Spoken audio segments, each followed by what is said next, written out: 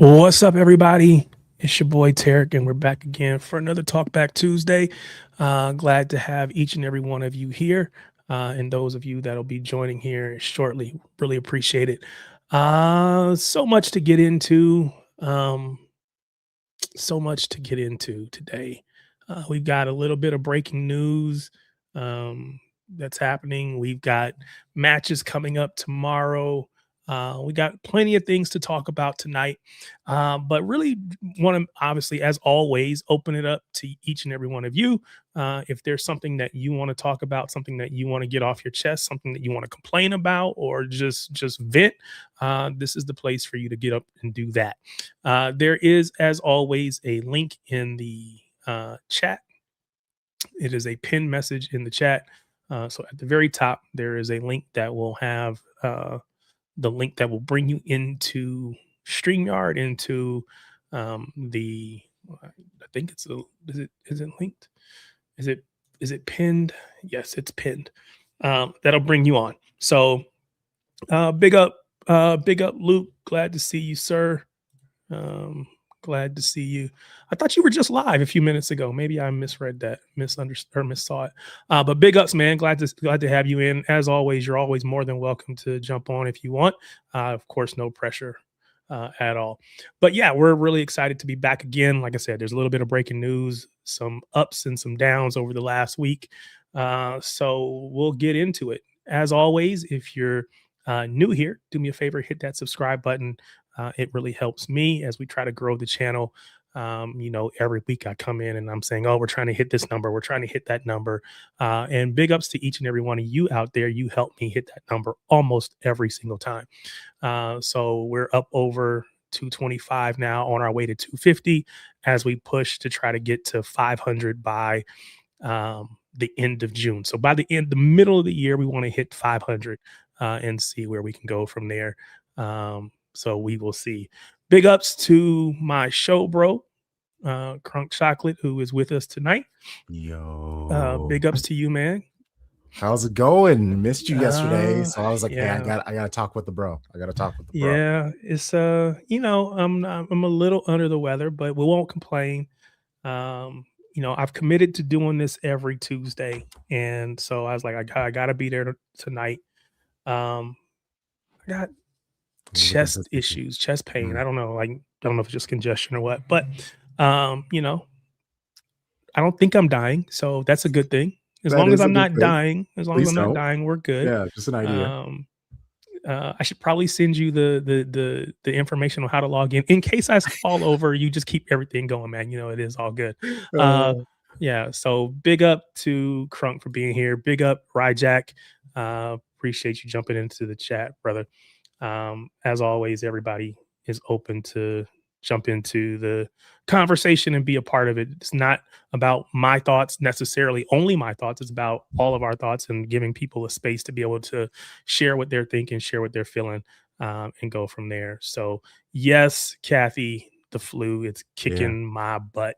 I don't know if it's the flu. I assume. I don't know. And he's gonna be a little winded today. Yeah. So if you have some you know what's takes that you need to funny? get off, join today because Yes. he'll just let you go. He'll just be hanging back there getting his breath.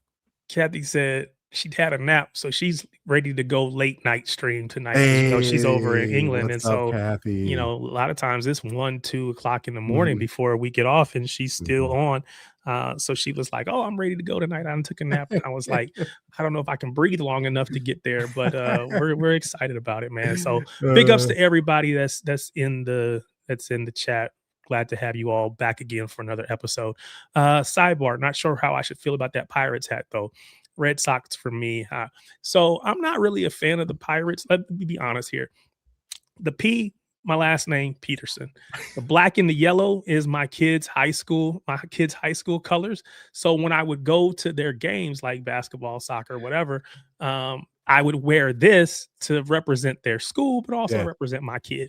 So this isn't a Pirates hat. Have I ever been a Pirates fan? No. It's perfect. I love it. But I like the hat. So that's why wild. I wear it.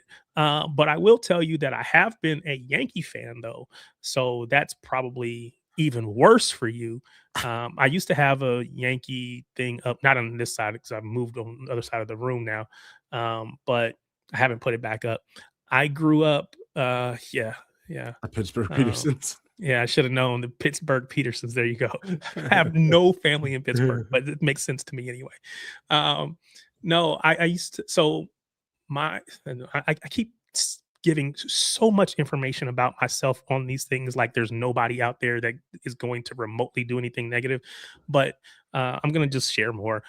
My parent, my one of my parents was from the Evansville, Indiana area, and which is where Don Mattingly is from. So as a kid, I grew up hearing stories of my uncles having snowball fights with Don Mattingly in the streets of Evansville, doing all the things. So and I played baseball as a kid. So because of those stories and all that stuff, I kind of became a Don Mattingly fan, which then meant I became a Yankee fan. But you know my background, Crunk. Dad was in the army, lived all Mhm. over. So some of my fandom has kind of come and gone as I've aged. But obviously, coming into becoming a City fan much later in life, and really understanding that, especially in football or in soccer, you become a fan for life. Now, you've probably been a Packer fan all your life. Maybe I don't know. Um, but you've always probably lived. I don't know if I would make those assumptions. You've lived in that area for forever, but Yeah, um, for me, having moved around, um, my allegiances have changed over time. that's But fair. so never been a Red Sox fan, would never be a Red Sox fan. That was before the affiliation with Liverpool and LFG. So now I will absolutely never be a Red Sox fan. So I blame you, Ryjack, for your split allegiances. I need to join these streams more because this is like back-to-back stories that going into 4 years of podcasting with Tarek, Yeah. I've never known. Well, you know, So in the never first asked me 5 about the minutes of his Pirates hat. I just Yeah. went with it. I just went with it, Yeah, it was also because people of our culture will I wear probably whatever. told you it was just remember catching a Pirates game at Wrigley Field as a team, Barry Bonds is a 5 tool beast. Now Oh, I will say man, being able to see Barry that live would Bonds have been cool. was Yeah, insane. His Pirates yeah, days was wonderful. Of course, that was before the alleged steroid thing. So that's um, hilarious. yeah, yeah, yeah. Never been caught though. Yeah, that's all you can say. Shout out to the Packers, perennial 7-seaters, beating the Bears, though I see it. I feel like there's a little bit of shade in there, Oh, but no, there was. we'll we'll let it go. Uh, so you all jumped on this stream thinking we were going to talk city and talk football, and we've been You talking more thought, about the other football, the American football, than we have about city so far. But we're going to get into it. Guy was a Hall of Famer just based on his Pirates career, and that's the insane part. yeah, Um, people neglect or disregard his career because of all mhm, the rumors and the innuendo at the end of his mhm, career, which probably did happen. I don't have any reason to believe it didn't. But if he had never done that, he would have been a Hall of Famer exactly. anyway. And Mhm. so it was like you didn't need to. But when you see all these other players, the Jose Cansecos of the world, the Mark McGuires of the world, all those other people, They really you needed it. do what you feel you need to do to keep up. Mhm. Um, Bonds and Bonilla, yeah, those were the days. Yeah, and Bobby Bonilla, I think he might still be getting paid from the Mets. It was Yeah, like I think $1 he has a million few more a years. year for like Yeah, 8 million years, 35 years, something like that. Yeah. So uh it was good times. So I will tell you my favorite baseball player of all time is Ken Griffey Jr. And if my I wife do know ever that. even I do know that. remotely tries to insinuate that, oh well, he did steroids, she knows that that's the end of our relationship. Uh so she doesn't even joke Only that way speak anymore. nice on She him. did that. She used to do that to get on my nerves, but just to aggravate me. That's hilarious. Dad came up north from London. He supported Spurs. So until I went to City with my friends, always supported them. But I saw the light blue from age 18. I see I that. You saw the respect that. light blue. I like that. Um, That's great. you found a reason to build your own allegiance and your own connection with the team and the sport and all of that. So Yeah, big ups. Big up, Louis. Glad to have you, sir. And laugh out loud facts.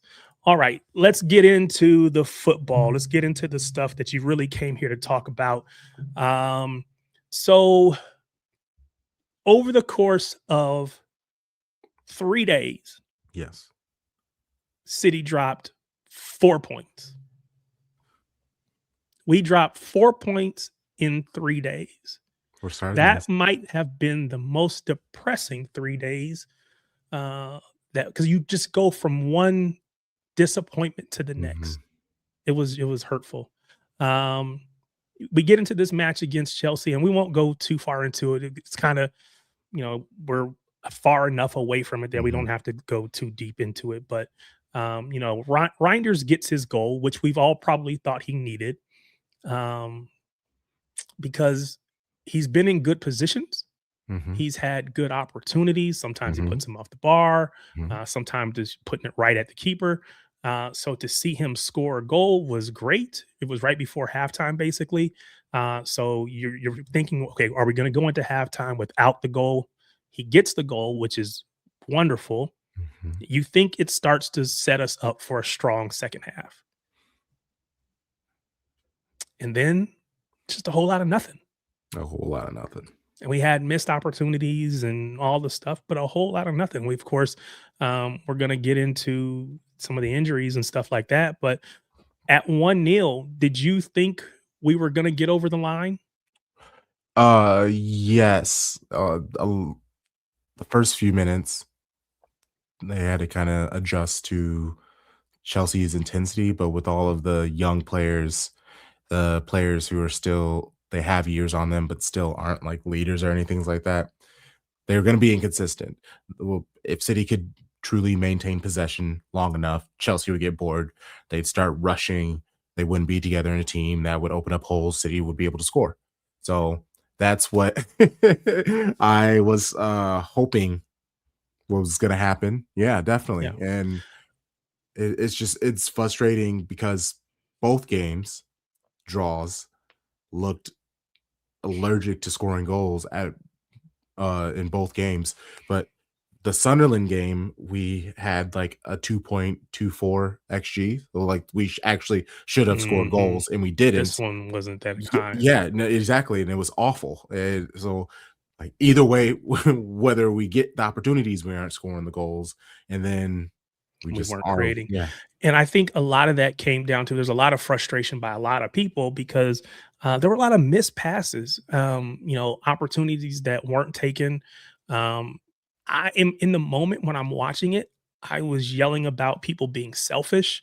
And that's not something we Are we gonna saw say their this name? season. Why are you talking about I why are you mean, talking around Shirky? again, Shirky I thought was Sharky was selfish. he was awful, I and thought I it's thought frustrating. um Yeah. I thought Foden made bad decisions with the ball at his feet.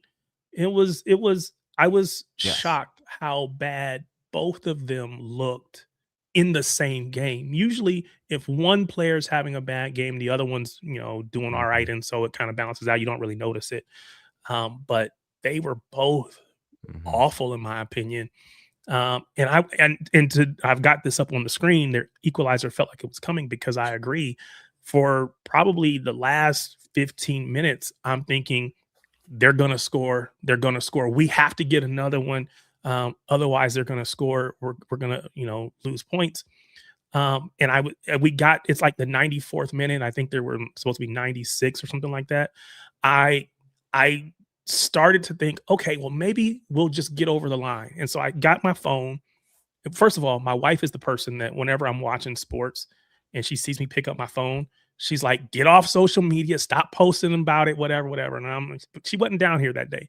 So I pick up my phone and I start to type something to the effect of, you know, didn't deserve it, but looked like we got away with it because I didn't think we deserved full 3 points, but looks like we were going to get away with it. I could not finish typing my message. The goal goes in, and it just broke because I knew it was coming, and it's like I see it. Why don't you all see this and Yeah. do something Mhm. about it? And it was so frustrating. Ryjack says a real heart sink moment, first one in a while, bad feeling. Yeah. Yeah, it Mhm. was. It's not a feeling that I've had with City for a while. Again, we get frustrated, we get disappointed, but it was like it was so inevitable. Yeah. It was so obvious what was about to happen. And if we would have got away without giving up a goal, we would have been lucky. Yeah. They deserved a point. They might have even deserved more than a point because they had to talk about XG. I think they had a higher XG than us in this match, which is crazy because they were playing at least the whole first half. They were playing on the counter, very defensive. And then I don't know, we just kind of fell apart. Snoopy said the body language was poor. Yeah. Can only chalk it up to fatigue. Passing was abysmal, unfortunately. Yeah, I do think that fatigue had a lot to play in it. Yeah. And so I think it was after the match, because the match was on Saturday, right? So I don't know when it will. Anyway, I so went on with LB and whatever day it was, and normally, and I think everybody says this on here, right? Oh, it's so cool, it's so calm, it's so relaxed, it's the most relaxed city talk, whatever, because I don't get too high, I don't get too low. I'm kind of just chill. You know how I am. yes. Um, you've seen me have some emotion though. Yeah. Everybody else probably hasn't really Yeah. seen that much. Yeah. Sunday, Which I yeah. which So Sunday I morning. enjoyed that. I enjoyed that. Yeah, Sunday. So it was later on Sunday. Yeah. But I got on with LB and we started talking about oh, they're tired and all this stuff and injuries. And it made me angry because like I love Pep, but that's his job. And if he's rotating the team along the way, then we potentially don't have this injury crisis. Now, again, injuries can happen at any moment, at any given time, right? You can Mhm. get an injury in practice, so you can't say playing games. You can get an injury in the game, in training. You can get an injury just in your home, stubbing your toe on the bed, whatever, right? There's always something that you could pick up an injury, but we got to do what we can to prevent it. And I feel like Pep has failed the team to an extent by not rotating not everybody. Again, I'm not asking for 10 people out like he did earlier in the season. That's Yeah. overkill. But giving a player or two or even three players a rest tonight today. See, and I'm actually on the opposite because it's like, well, okay, I understand the whole being proactive thing. I am 100% with that. That makes sense. It's also kind of like it doesn't really help us now. Yes, we know people are tired. We're missing Marmouche. We're missing Nori. But my whole perspective also is, what about the players? Pep has been saying for always, I play who I think is willing to go out there and do what is necessary for us to win in the practices. It all starts in practices. If I'm not Yeah. seeing it in practice, you're not playing. So why aren't we talking about If how possibly so terrible this Marmouche, is Night Nori, and all of them have been in practice? this was my comment, and I don't remember which exact player it was, but why do we have people here if we can't trust them to play? What is the point? If you're not going to play them, what's the point? Now, again, I threw my hands up and said I was one of the people who said we should play um, O'Reilly and we should play Marmouche. And the reason I said that was because I thought when they go off to AFCON, we need these guys to be um, firing on all cylinders. So they need to they need to play minutes to be able to be sharp, gain, match fitness, match readiness, all that stuff. So part of this is me looking back in hindsight being 2020 and I can acknowledge that. But if we've got players in again, we got and I think it was about Kuzanov actually. It was about Kuzanov. He can't get a match nowhere. At no point in this season could he play. I mean, but we do see I mean, there were some He blowouts can't come that on for 15 minutes at the end of a match. he definitely could have given people some There's there playing time. and if you Yes. tell me that he's not good enough to play, then he needs to go. Bottom line. We don't need people to just take up space on the bench or on in the squad. No, We need people that we can count on, and when we believe that will deliver. People keep saying, "Oh well, Pep wants to have a small squad." Big up Spartacus, I see you. Big We'll up, get you on here. big We up, keep lads. saying, Pep So wants a small squad and all this other stuff. Our squad has 24, 25 people in it. If it's not our fault that he chooses to play 15, that's not a small squad. That's a small group that he's willing to play. And if we're not willing to play these other players, we need to get rid of them. Bottom line, we need to get rid of them. If they can't stay healthy, and again, I know some of that we didn't have any control over. You can't make a player leave, but if Stones can't be healthy, if Ake, who thank you. is healthy, who Thank is playing, and it feels like he's playing through injury, he's shown a willingness to do that. Yes, But some of these players need to go, man. And again, I love them because they suit up in that blue shirt, and I will always respect and I will always support. But the fact of the matter is, it's time for them to go. And we need to bring in people not to just fill spaces, but to who are able to play, able to contribute. No, that makes sense. Everybody talks about, oh, we had Riyad Mahrez coming off the bench. That's the level of game changer we had. When you looked at our bench the other night on Sunday, just looking at it, you're like, what are we doing? What is this? And again, Always injuries kids. play a part of it, but there was never a point where you're like, we have something that's going to come in Yeah, and there's make nothing a we can difference. do. Yeah, we need to score goals, or else we're not going to be able to make I got my any chest subs. hurting. Ranting this. And so, like, and I'm happy that you mentioned Stones and Ake, because of the fact that if they were healthy, I think it's like a domino effect, because if we're already playing it up and is. down, we have a lot of running.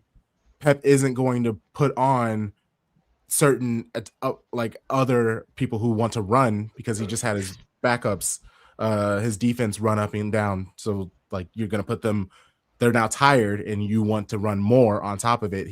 It's a lot of, we saw it last year with McAtee. McAtee would come on with the lead, and he'd immediately take like a million shots and lose the ball, and then they'd run up and score. If we bring on Marmouche trying to hold on to some of these but if he's able to bring more defenders on that are healthy, that he does trust, like that's why the unfortunate thing that he chose to send away Akanji instead of like someone else, because we could use him as a right center back right now. Like that, like Akanji sounds fantastic, but if you're able to bring on more defenders, so then your tired defenders don't have to keep running. Maybe he does put Marmouche out. Maybe he does trust Ryan Nori a little bit more. It, and I'm sure this isn't something that he'll acknowledge. Well, he did shoot at Ake. He said basically, I can never expect Ake to stay healthy, and saying that out loud has to be crushing for him. Like it's something we all know, but to like hear him say it in front of mics after a match that he actually didn't do terrible in, I think it's pretty rough.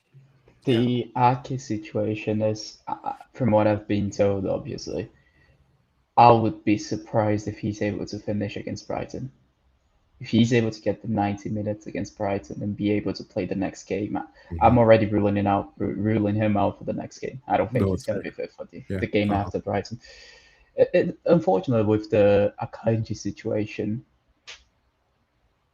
it was not really Pep that wanted him to go. Akanji wanted to go because, not only because of that, but mostly because of the amount of abuse that the guy got on the way out, on the back end of that season. And unfortunately, we did that to Eddie, we did that to Akanji, we're doing that to Savio, we're doing that to Bernardo, and a lot of the players that we want that for them to stay, that actually have a place in the squad, we're forcing them out. It's ridiculous. It's genuinely ridiculous. And then there is another point. You can't sell him if there is nobody coming in for them. And another thing that I do know as well, Barcelona was very interested in Stones for January now, and is still very interested in Ake.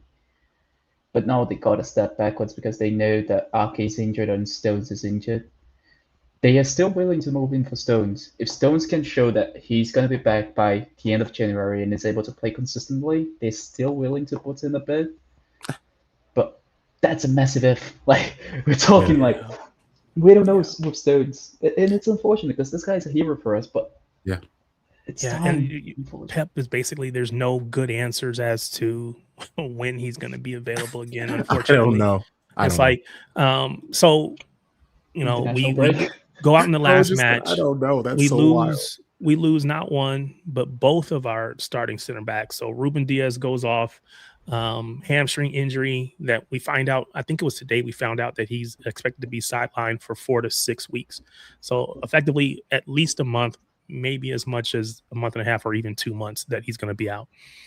Because of course injuries aren't exact. You never know if it's going to be exactly 6 weeks, exactly 4 weeks. It could be shorter, it could be longer. And then of course Josko Gavardiol goes out injured, suffers a tibial fracture to his right leg, which basically just a fancy way of saying he broke his leg, and is expected to, I think he's going to have surgery this week.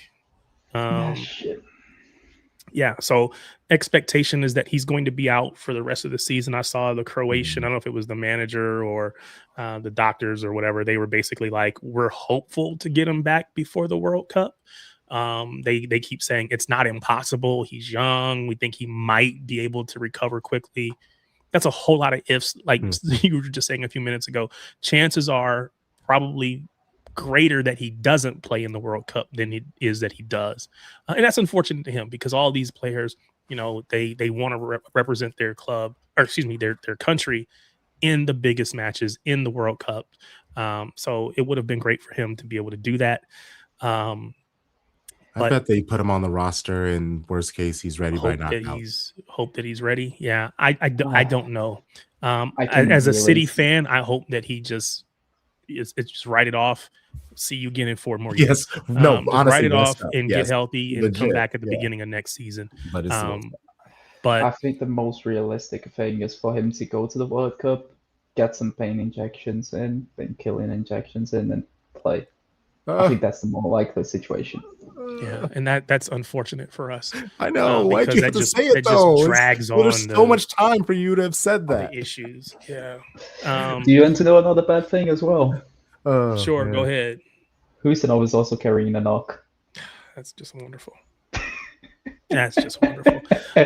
So okay, we have, you just said Kuzanov, which is not in my list, but I've got a list of 9 players that are either out injured or unavailable due to AFCON, right? So Ruben Diaz, Gavardiol, which we already talked about, John Stones, who don't have any idea when he's going to be back, Oscar Bob, Savinho, Kovacic, Nico G, which I actually saw today that he's expected to be back before tomorrow. So I could probably remove him from this list. But then Omar Marmouche and Ryan Aït-Nouri are both at AFCON. So we got 9 players, maybe go down to 8 if you take Nico G off. But at least 8 players that aren't available at the moment. And then what we saw, of course, I listed, 3 center backs? Diaz, Gavardiol, Stones, 3 center backs. We have Ake and Kuzanov as the only ones that are available. You're telling me that Kuzanov may be actually having a knock. Ake, he will play. Yeah, Ake's got his bandaged but he's going to up. play with a knock. Oh, okay. Yeah. And so what the club has decided to do is to recall a center back from loan. Not Juma Ba. No. Not Vitor Hayes. Thank God. Not even Jemai Simpson-Puzzi. Oh, you're just joking. They decide they're going to bring back Max Lane. I think that's the right choice, though. Yeah. So I wanted to ask. So first of all, he's recalled from his loan spell at Watford. He's played 17 games in all competitions so far this season. Watford is in 6th place in the championship. So they're currently in the playoff spaces. So for them, he has become a what I'll call critical piece. And so they're disappointed. Their fans on social media are disappointed that he's being recalled. Now, I had a question that I was going to ask. Does it make sense to you? Why would we go this route? And I have some ideas, but I want to hear yours, Spartacus, because I do think I know why they've gone that way. At least I have some ideas why they've gone that way. I'm not going to pretend I watched a single minute of Max Lane for Watford. I haven't watched any of his games either. I don't know anything about how he plays. But my thing is more thinking that Vito Hayes more than Juma Ba, because I do know for a fact that the club is very, very big on Vito Hayes. They love the kid and think the kid is going to be a world-class player. So I think the thought process is, let's just keep him at Girona. He's not quite ready yet to be at City. Let's not disrupt his growth, his development in playing football. And let's call Eleni, who's not really a guy who's going to be on our books, really. That's not really on our plans. Use him as a stopgap, as in case Nathan Ake breaks down before we get Gehi. And if that's the case, play him. If that's not the case, it's just going to be a body in the squad who's going to be there just to make sure that we don't literally run out of centre backs. Big up, Graham. Graham Shoplin says Ake will play with his knee heavily strapped, which is what we've already said. He's going to play. Max Delaney is 2-footed, plays very similar to Vitor Hayes. Appreciate that feedback. Shouts out to you, Spartacus. You were good on MHF. In my opinion, we're right that Gavardio was one of our most important squad players this year. Such a blow. Yeah, I agree. And he's the most important player in the squad, honest to God. Snoopy says Girona is in a relegation battle, so to recall Hayes would be cruel on Girona. And Ash says he thinks that Gehi will choose Liverpool. That's what the most realistic move in his opinion is.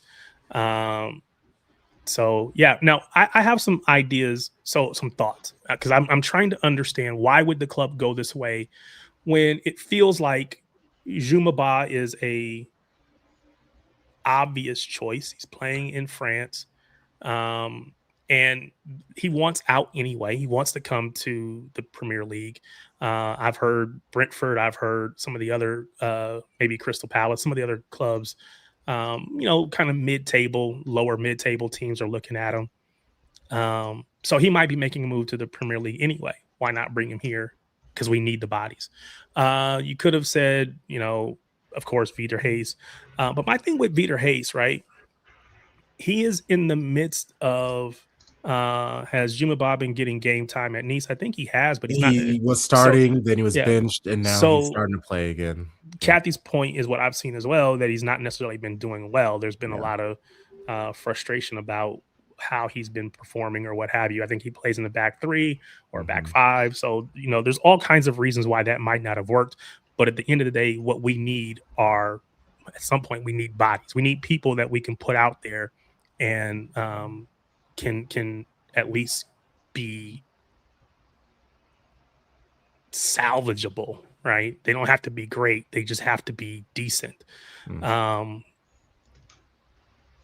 Ryjack said, can he be a stopgap for this month and then deadline day we loan out again? I think you can only move one time in a that's true, transfer window. So I don't know if that's an option.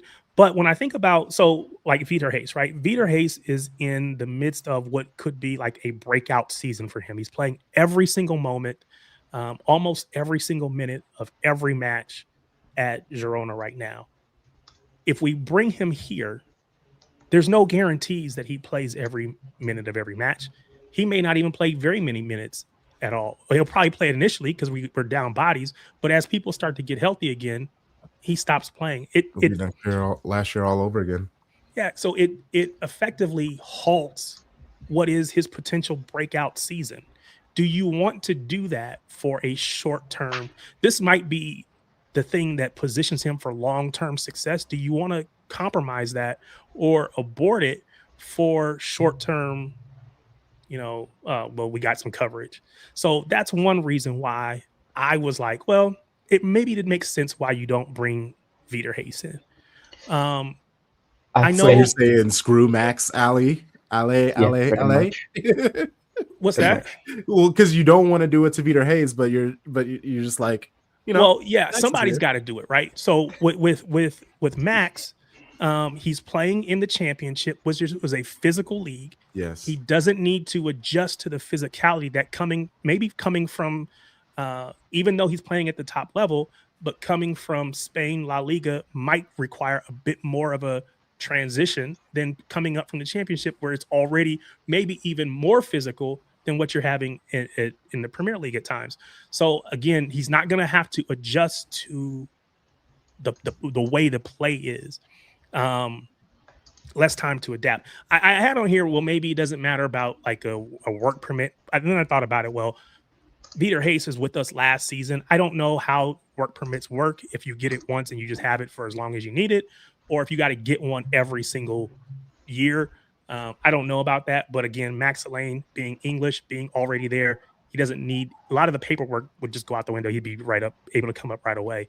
And because Max Lane doesn't have any real expectations, I'm imagining that the loan break fee is probably much cheaper than to cancel Vitor Hayes' loan.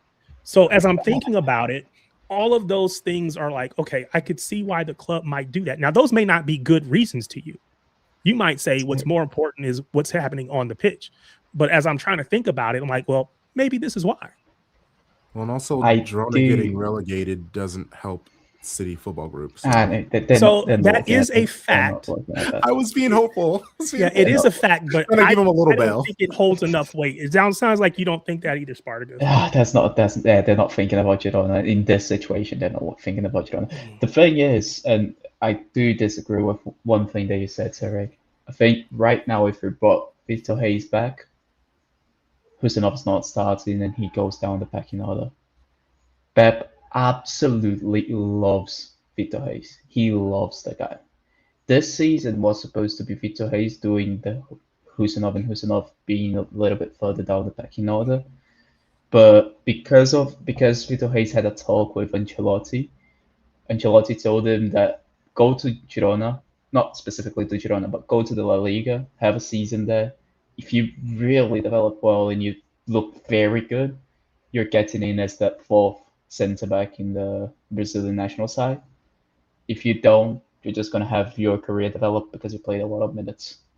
And then he went to Pep and said, look, I want to get a loan. I don't want to go. I want to get a loan to develop my football and have a chance to go to the World Cup. And then City did the thing where he loaned him to Girona. But if that wasn't the case, he would be starting over Husanov. Like, Pep loves the kid. And if you go to FBref and you look at the stats of Girona, you can absolutely see why he loves Vitor Hayes. The kid's passing is brilliant. His ball playing ability is outrageous. The only thing he realistically needs to work on is his physicality and his decision making. But for a 18, 19-year-old, like, that's what you expected. You don't expect the guy to have decision making and physicality at that age. Yeah. He believes he can make any pass, and honestly, he's not wrong, right? So usually does. He just needs to get that hammered out. I'm a big fan of Hayes and Jumaba. Unfortunately, I like the big up Jen. Like, he's a big guy and has a lot of technique that he needs to work on. So that's why I don't think we'll ever see him. He'd be more likely to leave. And for the price that they got him for, they're going to be able to make all the money back. So I know why Jumaba wasn't called back. So I think Jumaba is a flip. This comment from Gold Drip says, I think you're wrong, Spartacus, because even when Vitor Hayes was here last season, he was not starting above Kuzanov. Now, I have that same thought as well. Again, I think Kuzanov physically was better prepared last season, may still be better prepared this season, but he's not getting the minutes on the pitch. So taking the physicality away, I'm going to assume, because I haven't watched a bunch of Girona games, I'm just going to be honest, throw my hands up and say, look, I haven't watched a bunch of their matches. But I would assume that Vitor Hayes playing every single minute of every single game is giving him the experience that Kuzanov is not getting right now. Now he'll start to get he'll start to get it because he's not going to really have any other choice at the moment. But yeah, I think it's fair to say that I think last season was just about physicality. Yeah, and Cole, the thing with Vitor Hayes last season is that he, as Tarek said, he was just physically not ready. Like, you can be technically as gifted as you possibly can be and be as good on the ball as you can be if you don't have the physicality aspect at all, which was the case for Victor Hayes. Yeah. Can't really do much. Yeah, you can't be getting your center back tossed around like Ruben Diaz. Oh my gosh. Didn't even mention that. Yeah. It's great. Big up everybody that's in that's watching, everybody that's in the chat. Appreciate you. Definitely keep commenting, keep driving the discussion in the chat. If you haven't already, do me a favor, hit that like button. I don't know what we're on likes as far as I know, but hit the like button. And like I said, if you haven't already subscribed, hit that subscribe button. Trying to get to 250 as we march towards 500. So appreciate all of you that are here. Yeah, 20 likes. 20 likes. It looks like we have 22 people watching. So man, big ups to you guys. The percentage is great. Yeah, that's I watch so much YouTube footy and content creators. They might have 1,000 people on the stream and only have 100, 200 likes. So it's a testament to each of you in the chat that help this community that helped to support the channel. I really appreciate that. So we talk about Max Elaine. We'll see what he does. We'll see when he actually comes over, because I haven't seen that, like when it'll actually happen. I've seen discussion about it, but I haven't seen, like when it will actually take place. Unless I just missed it. Maybe somebody else will tell me about it. But then thinking about the transfer window, because again, we're in an injury crisis. How do we get out of it? We got to make changes. We got to make moves. Part of that is bringing Max Elaine back. But the other part, of course, Gahey. We'll see if we can get that across the line. And then here we go. We just got our man. This is in reference to Semenyo. Saw here we go from Fabrizio Romano. I think the comment was basically he's scheduled for his medical on Thursday, I think is what I read. So not going to be able to play for us tomorrow. But in theory, after the medical, however long it takes to get him registered, so maybe as early as Saturday, he would be available. But how far away is Bournemouth to Manchester that he needs like 2 days? Like, what is going on? I don't know. They got to fill out the paperwork. You know how who was it that had the fax machine and it got it across the line like at the last, like a minute late? It might have been Real Madrid. I don't know. Or United. I don't know, somebody. Fax machines, man. That's old technology. So you gotta get it done. You can't trust it. So Gold Drip says it is official. He is back from loan. So that's in reference to Max Elaine. So if he's already back, it's already done. In theory, he would be available to be on the bench this season. So I got a question for those of you that have seen him play, which does not include me. How does he compare to Academy kid Footy? Because Footy's been on the bench, but he hasn't. Where's Danny when you need him? Let me send him a message. Yeah, like Danny, get over here, get on the stream, because I need to ask you about Footy, because I need to know if Footy has been on the bench and couldn't get into matches, and of course the situation has gotten worse.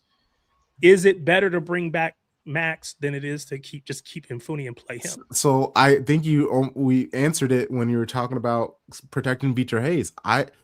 Do you want to put in these 17, 18-year-olds who this is their first time coming on for City when we're barely up a game, we're barely up 1 goal, maybe it's tied, and the game is tight, and you want to bring in a teenage center back and be like, you got this. It's just not the best opportunity for success. Like, you got to set these kids up for success. Where I think, like we agreed how he feels about Max. Obviously, he likes Max. I'm sure Max is a great person. Yeah, so this is the only thing I think of, right? He's more physically developed than Footy, and Footy's still a teenager. This guy is 21, I believe. Not US, but England U21 international on the U21 team. So again, he seems to have a decent enough track record to be where he is. and we expect that to continue to grow. So it'll be interesting to see. So to go back to your question, Crunk, at some point, we have to play these players to see who they really are. And yes, we could say Footy in a match against Exeter, but we got more matches than just Exeter. At some point, we got to trust our people to be able to play. And if we can't trust them, then we can't have them on the bench, because all they're just doing is taking up space, which is why I had the big long rant on LB stream. If we can't play people, get them off the squad, get them off the bench. They're just taking up space. There is nobody else for you to put on the bench. Well, that's the issue, right? I know. Like, if you take them off, it only gets worse. Respectfully. I think we quite literally can't play the game if they're not on the bench. I think we lose by default. Yeah. So I mean, again, we have to do what we have to do. But I'm okay. Can we play this thought experiment? Sure. What game would you want to see them in? Because you said there's more games than Exeter. Okay, so when and against who would you play? Like, for instance, what Spartacus said when he came on talking about Ake, right? Yeah. If Ake plays this upcoming match against Brighton, if he plays the whole match against Brighton, which is on a Wednesday, and then we have a Saturday match, can he play that match as well? I don't know that I believe, or I have enough confidence in Ake to say he can play those matches back to back. Maybe a sub. Yeah. So somebody's going to have to play the Exeter match on that Saturday. Okay. Well, then what happens on Tuesday? Is Ake ready to go yet? If so, you play Ake, but if not, against was that Newcastle? Yeah. Yes. And then we got the next Premier League match coming up. So he's going to have to play Max or somebody to give them minutes and see what they can do. I remember, and again, I don't like these guys, but I remember when Liverpool went out there and they had, Quinda, whatever dude's name was. Yeah, Kwanzaa. Yeah, they were like 18, 19 years old. They put him out there. And again, it wasn't a Premier League match, but he did well. And then you could trust him to play the more matches. But he got killed for playing all those kids. They were like, you basically gave up the game. And it's one of those funny things. We know teams that do this, but then when you do the thing, they get upset about you doing the thing. So if Pep puts way too many kids in, they're like, oh, you're just giving up against Newcastle? I'm very okay with that, because the way that Newcastle play, how physical they are, we do not need players with knocks going out and playing against them. It's just the League Cup. I would like to win it. I care about it. I think we have to win it. I think we should be approaching the League Cup and the FA Cup as as quote unquote must wins, because I still believe we have a chance in the Premier League, but that chance, the percentage there is not great. Every time we drop points, it gets less and less. I think you have a better chance in a one-off match, or now that we're in a two-legged in the UFL. I think you got to go for it, because that might be the only chance you get for trophies this season. And are trophies the end-all be-all? No, but that's why we play the game. You play the game for trophies. I don't know. Okay. No, I'm with you. I'm with you. Yeah. But it's just very tough at this moment with the injuries and also the availability. Like, how can we play these kids? And also, obviously, you always back the boys. You always expect them to win. But it's like, if we play Elaine against Newcastle and then bring Ake on, this hopefully keep the game out with like a narrow lead or something like that. Is that what our expectations are? Maybe we should temper our expectations. I don't know. I don't know. I had in my notes # announce Semenyo. And of course, I think we got that. His City Medical, Jack Gahn told us City Medical on Thursday.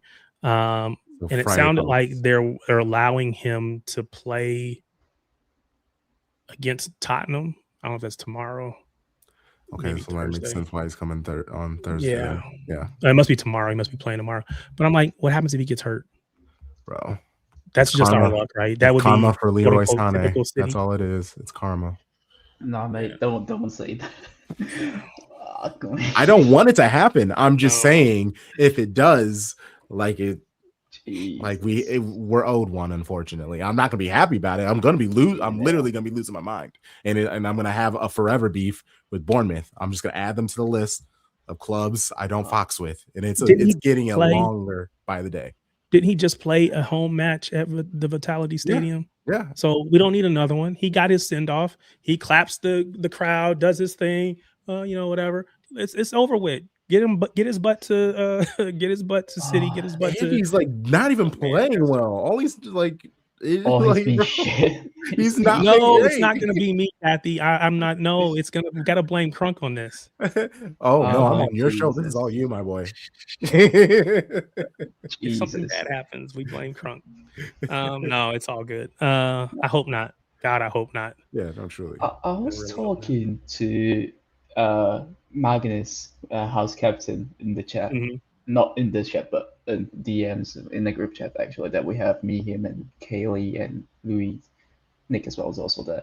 And we're talking about how can we set up now that we basically don't have any center backs. And I think we came up with a very decent lineup. And I actually think it's actually very underrated. You did this where? Good. You did this where? No, we did this on the private group chat we have. All right, so let me pull up FOTMob and we can line up builder. I have to do lineup builder too. Oh yeah, I'm here. I'm interested. I want to see what you got. So what formation are we talking? So that would be a 4-3-3. 4-3-3. All right. So let me share my screen here.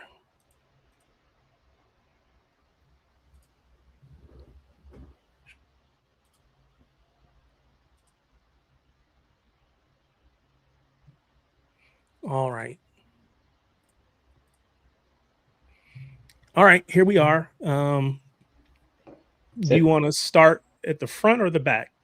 Let's go from the back because it's more interesting on what we're gonna do with the back line. So obviously, pretty sure this is Donnarumma, right? Donnarumma, yeah, obviously. If you would have told me something else, I would have been shocked. Go on, let's give James Stratford a shot. He's like, hey, we're throwing everybody out. Don't mix it all up. Right back's gonna be Mateus Nunes, normal. Do I have him up here already? There we go. Right-sided centre back, Husanov.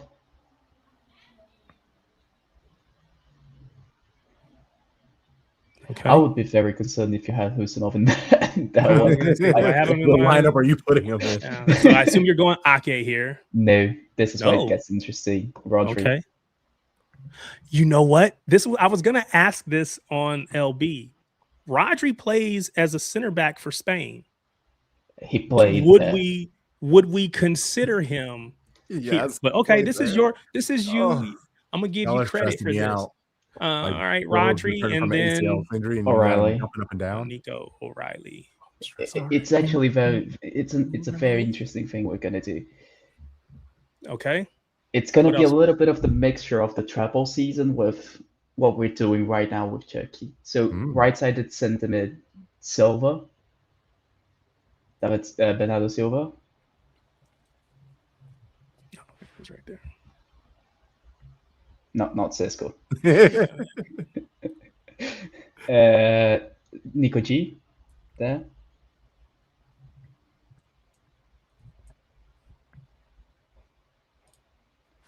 Foden. Okay, so you're not giving Phil a rest.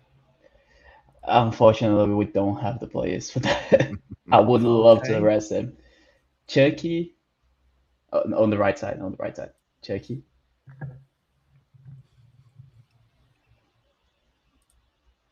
Haaland. Doku. All right. All right, so Crunk, you're seeing this for the first time, as am I. What are your thoughts on this lineup? I mean, I don't hate it. I see what we're doing anyway with it. Chat, put your thoughts in the chat. I want to know what your thoughts are on this lineup. Magnus and Spartacus, you guys already did this, so you don't have to give us your thoughts per se. But everybody else, what are you thinking when you see this? Yeah, I think so. How it would work out, it would be do the treble thing. But Rodri does the Stones role and joins the midfield together with Nico G. Cherky and Silva, they change it. They change positions when we have the ball, so that Cherky comes in as a 10 and Silva holds the width. Foden stays on the left side 10. Doku holds the width on the left side. Haaland central.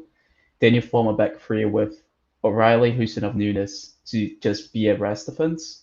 And when you lose the ball, Silva goes back inside because his press is much better than Cherky's. Cherky's go back to the right mid. Foden joins Haaland as a striker. Doku goes back. Form a 4-4-2 with Foden and Haaland as the strikers.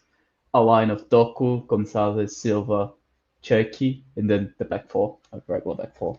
So that 4-4-2 is out of possession. So that's how we're pressing. Yes. That's how we're going to press in a 4-4-2. Okay.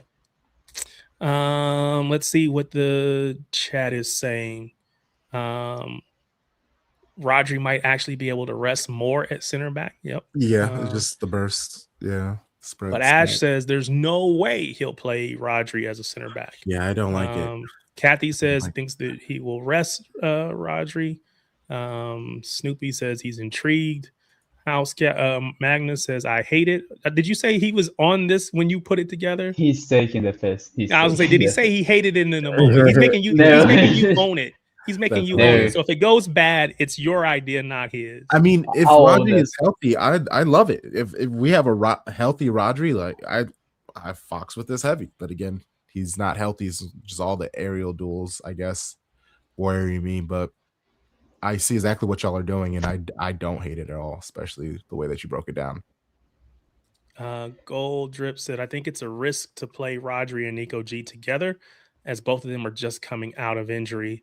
So I wanted to where did I must have missed this comment because I meant to put this one up here. Here we go. Gold Drip said Pep said he will play Nico G as center back if needed in the press conference, which I didn't see that. Do you like it better this setup or switching Gonzalez and Rodri? No, I like this one better because I think Gonzalez is very limited on his left foot. Rodri's not as limited there, so he can access those passing lanes from the left side a lot better. That's fair. So no, I would if I would do that, then you have to switch Husanov to the left side and Nico G on the right side. But then you still have the same issues with Husanov because he's very limited on his left foot. So you won't really be able to access those channels. And this was before you knew about Max Delaney, or no? No, even with Max Delaney. So with Max, it would still go this. Yeah. I mean, it is a better lineup. To me, Max is an unknown, right? Yeah. I have not seen him. For other people, he's probably not an unknown, but for me, he's an unknown. Same. But he is a quote-unquote classically trained center back, as opposed to Nico G and or Rodri. Now, Rodri has played there for Spain, but is that where you want Rodri? I don't know. I think realistically with Rodri in this setup, he would be playing as a centre-back only when we are in the first phase of build-up. Like, literally, we got the goal kick, Donnarumma passes the ball, Rodri's the centre-back. But then everything after that, he's going to be joining into the midfield. The thing that I would be most concerned over is actually having Husanov as the central centre-back in the back three. Because the central centre-back in the back three, if he makes a mistake, and not only that, if he makes a mistake, the opposition is running directly into the goal. There's nobody close to really help him much. So he has to be spot on with pretty much every challenge that he does. And if he gives away a foul or free kick, it's very possible for it to be a red card because the guy's running directly to goal, and he's the last man usually. Yeah. So that's the thing that I'm most concerned over.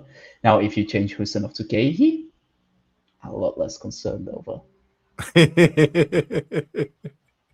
So you don't think you wouldn't go? You're not risking Ake in this match. You would rather Rodri or Nico G than, well, you said Rodri. You would rather Rodri than say Ake. I'm not saying this necessarily for the next game. I'm saying, but just as a potential. Yeah, as something that we could do, especially if Ake is injured. Like if Ake is not injured, I would still play Rodri, but I would play him on the right side instead of the left. And then Kusanov would sit bench. Yeah. Okay. I don't trust Kusanov very much. Oh, no, not at all. And that's the funny thing about everybody just big upping Kusanov all the time is we see him play and he is a hot mess for at least I think that's too 55% of strong. it. I think that's too strong. I think he has a rash moment in him. Probably won a match. And the only way to get that out of his game is to have him playing consistently. He literally lost the ball on the Chelsea goal. I had to go back and watch it. I think the thing with Husanov is that he's a very active defender, so he engages in pretty much every opportunity that he has. And if his reading of the game is not extremely good, he's gonna get either too early or too late into the challenge. So he's either gonna get skipped by the opposition, or he's gonna give away a foul. But as the game goes on, his reading of the game starts get better because he starts to understand the rhythm of the play, what the attacker like to do, what the opposition team wants to do, and everything. So his challenges and his timing of the challenges becomes a lot better. But until he gets to the rhythm of the game, he's a mess. Like he gets. So I personally took a little bit of joy in him bodying Liam Delap. No disrespect to Liam Delap, but I took some joy in that. Oh, no, dude, and then for Liam Delap to do what he did, I thought that was weak. That was real weak. Mm-hmm. And I thought he should have gotten a card or more, a yellow or more. So, I appreciate the physicality and all the things, the pace that he has. Kusanov has a lot of talent, but he has to play. So even if if he had the same, I like to think if he had the same type of a loan that that Vitor Hayes is having, maybe he gets the same kind of results. He's playing every match. I think that would do his career at City really well. But without playing consistently, I just don't know when he's going to kind of get that out of his game. His pace gets him out of a lot of trouble positionally. Yeah, I agree. But, again, he's the one that has and to be fair, I shouldn't say the one, because I think Nunes has a lot of pace as well. And I think Nunes is deceptively physical. I think he's got a little physicality to him. He's maybe not Kusanov, but I've seen him body some people too. Yeah. And I want to give him some credit. Nunes also stepped up to D-Lap. Like everyone keeps bigging up Ernie, but Nunes was like the one really being like, I was like, okay. And that's why he got the yellow card, which I thought was clown behavior, because he got a yellow when him and I forget who it was on the Chelsea side. They were like face to face. So like, why is he? Who? Enzo Fernandez. Yeah. It was him and Enzo. Why is he getting a yellow and Enzo's not? They were literally just standing toe to toe. And it's not like he got in his face, mushed him or something like that. It was just like they're looking at each other. So go ahead. That's prime Brazil versus Argentina, by the way. Yeah. Because Nunes is actually Brazilian. Yeah.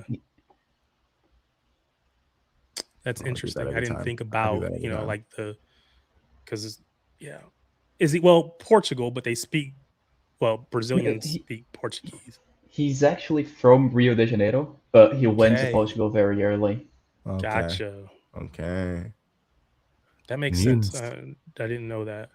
But yes, Magnus, I think we all took joy in any and everybody standing up to Delap, which was kind of weird because, again, I always say when you're a former City player, don't come in acting crazy. I think there were even moments where Cole Palmer had a little bit of that to him. Mm-hmm. It's like, come on, man, be better. We don't want to hate you. There are plenty of people that were disappointed that you left as well. We don't want to hate you, but you're going to make us. So Pep I don't know. Kind of talked about Liam Delap crazy last year. Fans chanting to Delap City reject. So again, especially if you do that, you're going to get talked about. Go ahead. Oh, that's it. It's just like when he went on loan originally to Ipswich, yeah, he basically just called him a standard striker. Like Big up, Darsh. there were some things that Pep said about D-Lap that I understand why he's like, I hate these guys and I hate this team. Like I get it. Yeah. I get Cole it. Palmer had some bad tackles too. I agree. There was a little bit of, I don't know, and again, I understand being up to play against your former team. You're trying to make a point, but you don't have to be, Nasty. I'll say cheap about it, cheap shots and stuff like that. James put some fruity tackles in. I don't know what you mean fruity there. Now, what I will say is he made some pretty. There were a couple bad tackles. Yeah. Oh yeah. Very late. With Stud. But he never got a card. No, they weren't getting cards at all. It was like you're going to just let them. And again, we have to learn how to play through the physicality of other teams because they don't seem to be wanting to. It does shake them up. Yeah. The players get very annoyed. Yeah. What I would do to get Rhys James at City, mate. Oh my god, yeah. that guy I think he's amazing. So good. Yeah, I think he's amazing. Yeah. All right, so we talked about Semenyo. We talked a little bit about Mark Gahey earlier. Obviously, it sounds like we might get that over the line, but I could easily see him staying at Crystal Palace until the summer transfer window, moving on a free. I think we need him desperately. Yes. The conversation came up about how much would you pay to get him today? Well, I think would you pay 50? No. Would you pay 40? I think the 30 isn't that the number that's been out and basically agreed? I'm asking, so you wouldn't pay 40, would you pay 30? Yeah, I do 30. 30 is great. 30, that's 30 to Crystal Palace plus whatever you're gonna have to pay him for his own sign-on fee because he's not gonna give that up. But but it won't also be as much because they're gonna have to pay the 30 for him. 35 I don't think. Cool Family says 35 plus 5. So I assume the 5 is for him, 35 for Crystal Palace. Again, if I'm him, you got to come with at least 10. I'm getting at least 10 in the summer. At least. I think he's not letting go of the signing on bonus because realistically he could just wait it out. No, that's so fair. if you gave Crystal Palace 25 and you gave him, let's say 15, that gets it to 40. Would you do that deal? And you get him as close to today as possible. That's so aggressive, but I mean the player, hey, get paid, my boy, get paid. I think that it comes down to how much more likely are we to win the league with him than without him. In my opinion, I will do that. I think we're a lot more likely to do so. And I do think that paying 30 mil, because I'm not gonna add the signing on bonus, because we're gonna pay that either way. So that's realistically doesn't really matter. We're either gonna pay this now or we're gonna pay this 6 months down the line. God, I wish I had this as a clip, a video clip. I would actually play this right now. Show me the money. Yeah, that's exactly what Crystal Palace is saying, and what Gahey is saying. Show me the money.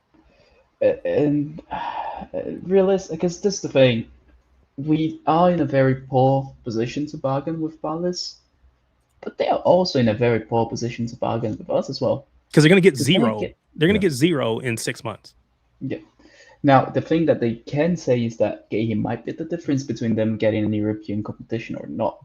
I don't think and so. If they believe that they can win the competition, that maybe they can go to us and if we win this competition, we'll get like 40 million. So pay us the 40 million that we're not going to get from that competition. Yeah. I would pay that. I will pay as much as Palace actually tells us. And I said this to a couple people in private. I think buying Victor Hayes and Husanov were a mistake at that time. I think we should have, instead of buying those two and Jumaba, put that money in a little bit more and make a serious bid for Gahey. Go to him and try to convince him. I know that he only had eyes really for Liverpool 12 months ago, but the fact that we did change his mind showed that we could have talked him out of going to Liverpool. So that would I think we should have done that 12 months ago, not right now. Yeah, Very good I point. think it depends on him. I agree with that. Yeah. Whether he wants to change the city mid-season for family reasons. Yeah, because Crystal Palace being in London, does he want to come up to Manchester? I don't know what his family situation is, wife, kids, girlfriend, whatever. I don't know. But yeah, it's always something you have to at least consider, not just the To be player, but everybody around him gets impacted to some extent. So, all right, but to be fair, if you get 12 million, 15 yeah, million you can pounds, get a little helicopter or something. I Bro, don't know. yeah, like it's not that far. You'll be Shoot, fine. I You'll would be take a fine. helicopter to my job tomorrow if I could. I don't need to be driving. I think I already posted that one. So Brianna Citizen has a good point. It feels wrong that he can't sign a pre-contract, or he can sign a pre-contract with a European club, but not a Premier League club. Rule needs changing. So if he wants to go to, let's say, Real Madrid, he could sign with them today, knowing that he's going to go in January and get all that worked out. But he can't do the same thing with the Premier League club. It limits his ability to move. It holds him back by at least another 6 months. Do you like that rule? I don't think that changes anything, because I really just think that this is the thing. The difference between the Premier League clubs and the European clubs is that the European clubs just make it official, but the Premier League clubs already know 6 months in advance that he's coming to them. Like, this isn't a thing that we have to wait until the summer to be able to talk to him. No, they're already talking. They're talking from about a year ago. I'm not saying Gay specifically, but when a Premier League club is approaching a player who's going to be running out of contract in the next summer, they're already talking about 1 year before that. So it's not the only difference really is that they make it official outside of England, but in England they just don't say it officially yet. They've waited 6 months to reveal it officially. Snoopy says, not down on Viana, but clearly he's still finding his footing in terms of signings, not seeing a clear vision yet based on player profiles. That is also true. Darsh says, you got to understand that signing on bonus is life-changing money, pounds for Gahey and his family, literally enough to retire his parents. And that's fair, because as a kid growing up, that's really all you ever want to do. So want to make your parents don't have to work. And I'll also say something else. I think with Gahey, if there was no homegrown issue, I wouldn't actually go for him. I would look in Europe for 2 players specifically. I looked at Schlotterbeck, Dortmund. I think the guy's a fucking monster. Yeah. Sorry for swearing. I think he's a monster. He's great. And I would also look for a little bit more of a budget, but almost as good. This guy's called Alexandro Ribeiro from Lille. From where? He is from Lille. He is a monster as well. The guy's completely two-footed, very good ball playing centre back. He's about 192 centimeter, so that should be making him decently tall. I don't know how much that is in feet, but the guy's decently tall. He's spacey enough for pace not to make it not to be an issue. 6'3". He's 6'3". 6'3". Yeah, so decently that's tall. solid. Not yeah, that's solid. The guy's brilliant on the ball, brilliant ball carrier, brilliant passer. I think the guy he's a gem, and he's extremely two-footed. What's his name again? He's a center back, right? I'm gonna type it in the private chat. Oh, okay.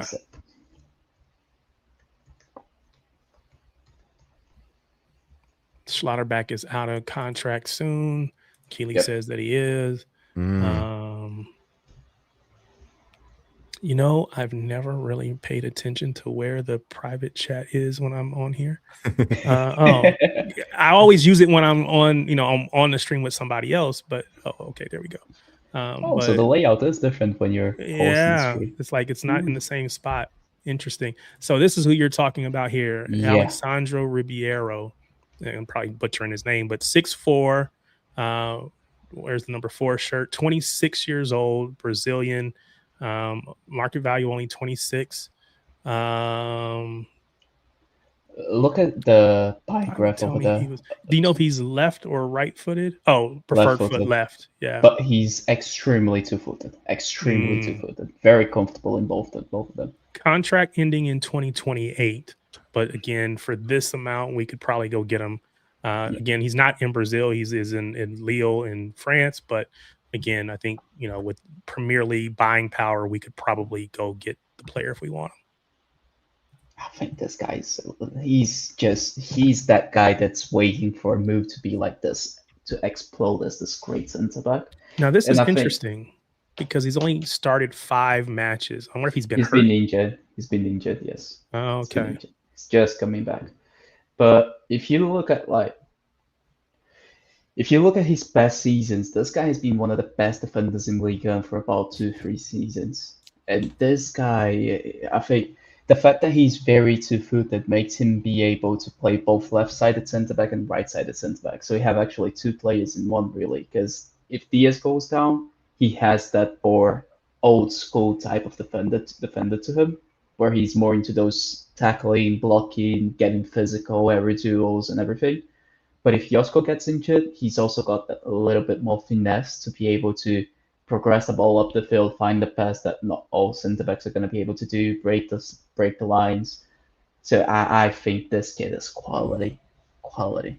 Yeah, I just looked into him real quick, and even if you just compare him to Josko, his board, like Vardiol, like slightly is better than him in all the same things. Like it's like truly a small, very, very small drop. Well, I mean, I'm here for it. And at the age, you're hitting your prime. He's also at the age where there's no like star boy period, really. money, that too, where you're not having to pay extra because of what he could be. You kind of know what he is, but we've watched Pep make people unknown people into world bests. Now, isn't it crazy that we actually pay a premium over potential instead of a player getting in his prime? A proven player, yeah. Saying that a guy is going to reach his prime is actually cheaper than a guy who's 21, 20. This is nuts.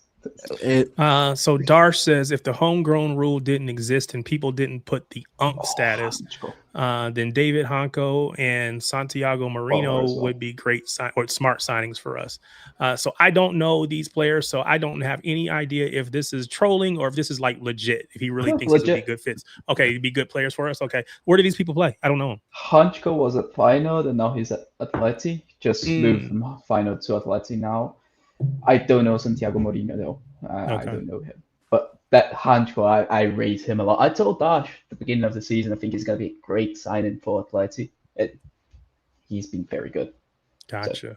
So, when he said he didn't put the UNC status, that means these players could be 40 plus years old. I don't know. So, I didn't know if he was trying to troll or not. And again, Darsh is a good dude, so I wouldn't be trolling like that for real, but just trying to be funny. I think Hanko is that old though. No, I don't know. I was just saying, yeah. I'm an UNC. These kids that are out there playing, they're not UNCs. I'm an UNC. But yeah. I don't know what this is in reference to, but Ornstein doesn't like City. He's an Arsenal fan. This is why we need to have a second choice lined up if Gahey strings us along in the window. Yeah, we can't wait too long. We need to know what's going to happen because we need to make a move. Damn, Hanko is 28. Well, he was a little bit younger than that. Didn't Martin say they had a little list? So they always do, I'm sure. Like how Magnus, do you not have like know 6 people worse? Let us know. So Magnus is saying you're just trying to boost the club's Brazilian contingent.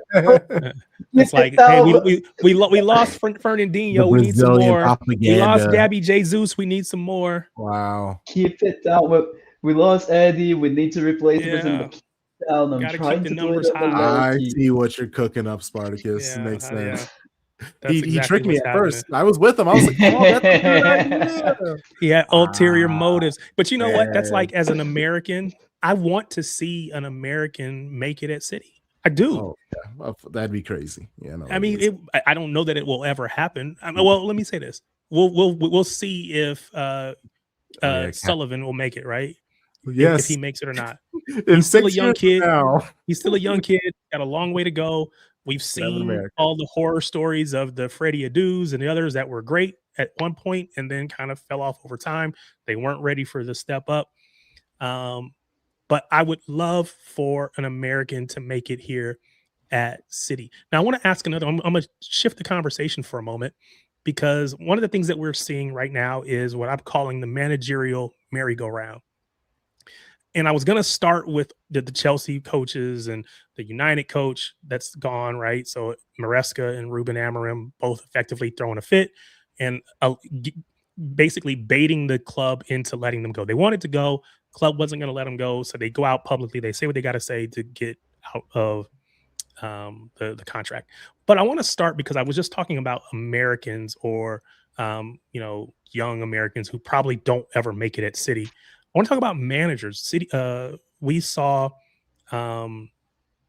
He's not an American per se, but he coached or he managed in MLS, and that's Wilfred Nancy. Yeah. Wilfred Nancy he won not this past season, but the season before. I think he won MLS Cup, which effectively, if you don't know MLS, that's basically saying he won the playoffs.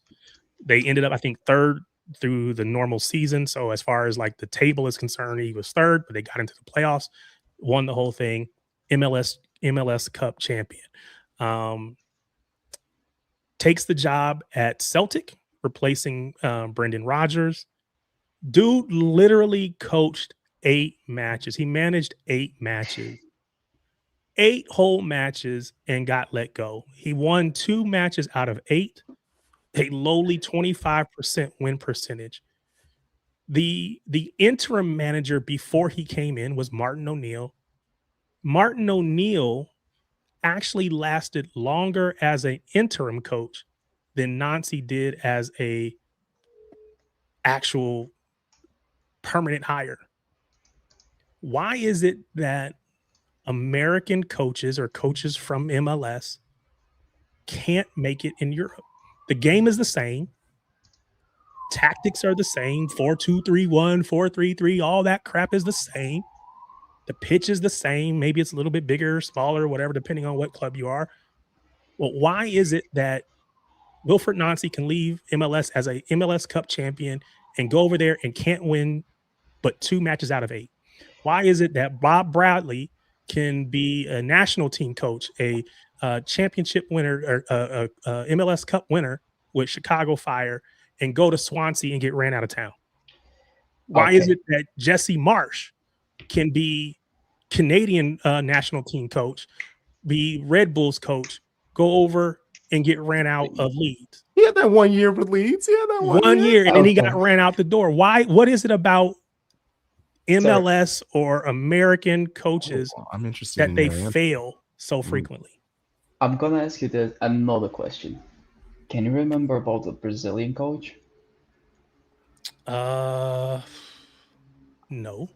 Look at him making it about Brazil again. Here we go. No, but he's making the point. He's making the point that it's not just Americans, that there's a lot of coaches, different countries that don't succeed in Europe.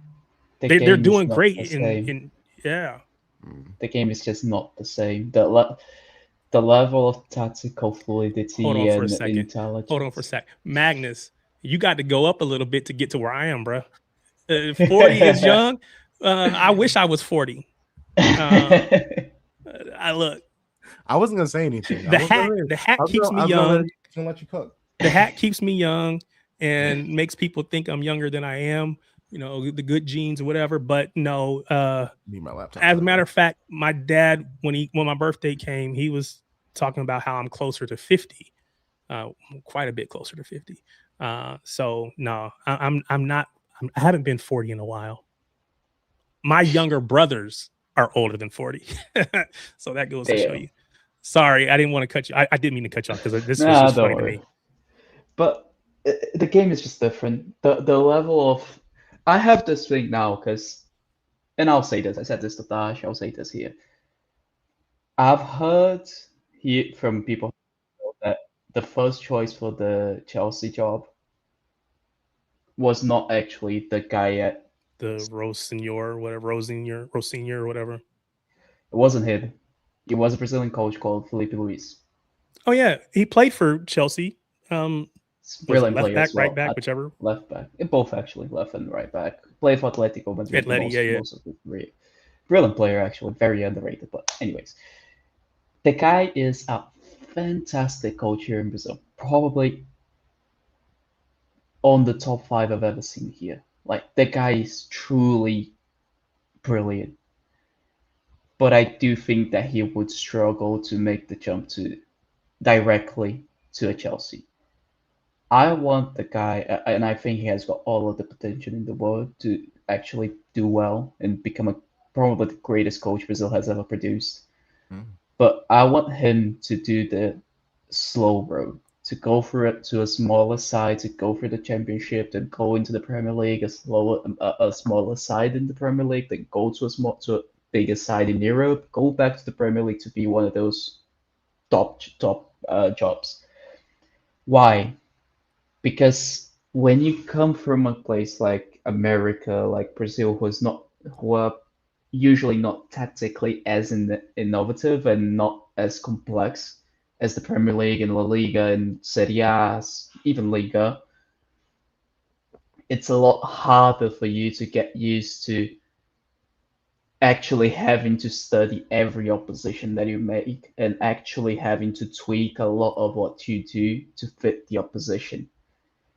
When you go from being on the top tier of a South American side or a North American side, you usually don't really actually need to worry too much about what the opposition is going to do. You have to worry more about what you're going to do. Here, not here, but in Europe, more in the Premier League, doesn't matter how good you are, you will always have to think about what the opposition manager is going to do and slightly tweak what you're going to do to not make life easy for the opposition. And this happens on a daily basis. Yeah. And I think the fact that they're not used to doing that is a very, very, very big thing. Yeah. This comment almost had me in the floor laughing. It's I believe that we can win. I believe that. That's why we can't win. That's why they don't do well in Europe. I love this comment. Thank you so much, Kathy. You made me laugh. We have the worst fans. Yeah, so we're yeah. So yes. So I talked about United. We know, so Chelsea's manager left. We know they're bringing in the manager from Strasbourg, which is similar to us bringing in a Girona manager. It's a club that's in their stable of their family of clubs, Blue Co owned, whatever. So they're bringing in the Rose Senior, and again, I'm probably butchering the name, Rose Senior or whatever, I don't know. But they're bringing him in. They gave him a 5-year, I think it's a 5 or 6 year contract, which quite honestly, I was surprised at. I thought it was going to be more of an interim type deal, maybe like a year or two. And then if you play well, then we can go. They seem to they're putting a lot of faith in this guy. Is it faith? I think that's how you get him to be as calm as possible, coming and joining what is obviously a volatile situation, is being like 5 years, take your time, you say the whatever, but they don't care about the money. But nobody makes it past like a year and a half. Exactly. And then, but now they're on the hook for paying him. What, like, just get the man a 2-year contract. They're not worried about that. Get a man a 2-year contract because he's not making it any longer than that. What Chelsea manager recently has. But if you give him a 2-year contract, basically that's a show me what you can do now, when he's not show me what you can do now. Like he really is going to be able to embrace the fact that they keep 40 players and a bunch of them are kids. He'll be able to understand how to do with them. They can try some stuff out. If the team is bad, they can blame it on him. But if he's successful, they're the geniuses because they have this like amazing roster of young possible talent. The 5 years is just to get him to be as calm as possible, to not, because everybody knows he's a dead man walking. But if you give a 5-year deal, it seems like he might not be a dead man. So again, we talked about Chelsea, we talked about United. I was going to ask, who do you think is next? Not that we take joy in people losing their jobs or whatever. No, that's not what I'm trying to say. But the fact of the matter is, people are going to lose their jobs. It's just a fact of the matter. It's just a matter of time. Who is next? Is Arnie Slot truly on the chopping block? Should he be concerned? Is there a hot seat, the way we would say it in the US? Is there a hot seat? I don't know. I think every manager in Chelsea is on a hot seat. Like, What about Arnie Slot at Liverpool? I think so as well. He's been There's doing been a lot of well. conversation about him recently. They haven't, the fallout with Mohamed Salah and just everything that's been going on. They haven't been winning a lot of games. I think there was an expectation that this was going to be, after last year winning it, running away, and then this year bringing in the big names that you brought in, the big money that was spent. There was an expectation that they're going to be, if not winning the league, they at least got to be in the conversation. They're quite a ways off the top of the table at the moment. Does that open him up to, we're going to move on from you? I was in the stream with Hussam right now, and I can say a lot of the Liverpool fans are still very much Slot out. Like, they don't want Slot at all. Yeah. Like, they don't. Yeah. So I do think that he's very much in a hot seat. He has been doing better since Salah went to AFCON. Surprise. But I do think that they want him going. Like, I do think that the fans, they just had enough. Yeah. Buddy of mine, he's a Pool fan that I do enjoy his. He's never liked Slot, and so he's not been enjoying this season, but he definitely is like, didn't I tell you last year Slot's not great? He's not great. And I was like, yeah, you got it, my guy. So this is another name that I was going to ask about, Nuno Espirito Santos. West Ham are so bad. I don't West think it's Ham. really him. They're just, it's such a dumpster fire right now. But you brought him in to be better than one spot off the bottom of the. I think they're in fourth from the bottom. If I could bring it up real quick, as far as the league is concerned, I think they're down at the very bottom of. Yeah. So wait a minute. Did they played today? And they lost, or no? I think they won. I think they won. Forest won. Oh yeah. When I was looking earlier, it was like 1-0. Now it's 2-1 Nottingham Forest. Yeah. So if I look at the table, West Ham is West Ham is in they're 18th. So 18th. They're in the bottom three. They're getting relegated if he doesn't figure it out. And losing to Nottingham Forest is the proverbial 6-pointer. I would not be surprised. I would not be surprised if his name he's up on that list to go. He's such a weird manager because yeah, he does some great work at times. Like, you remember that Wolves side that got to Europe? You remember that Forest side from last season? But then sometimes he's just terrible. I don't know what to do with him. Yeah. I feel like he's a terrible manager. Like, he doesn't seem to, like, if the vibes are bad, he doesn't know how to fix the vibes. But if he has complete buy-in with everybody, then things seem to be great. And because they were killing it at Nottingham Forest until, the manager started doing, or the owner started doing Marinakis things, and that's when all fell through. He joined West Ham they've been in relegation, are headed to relegation this entire time.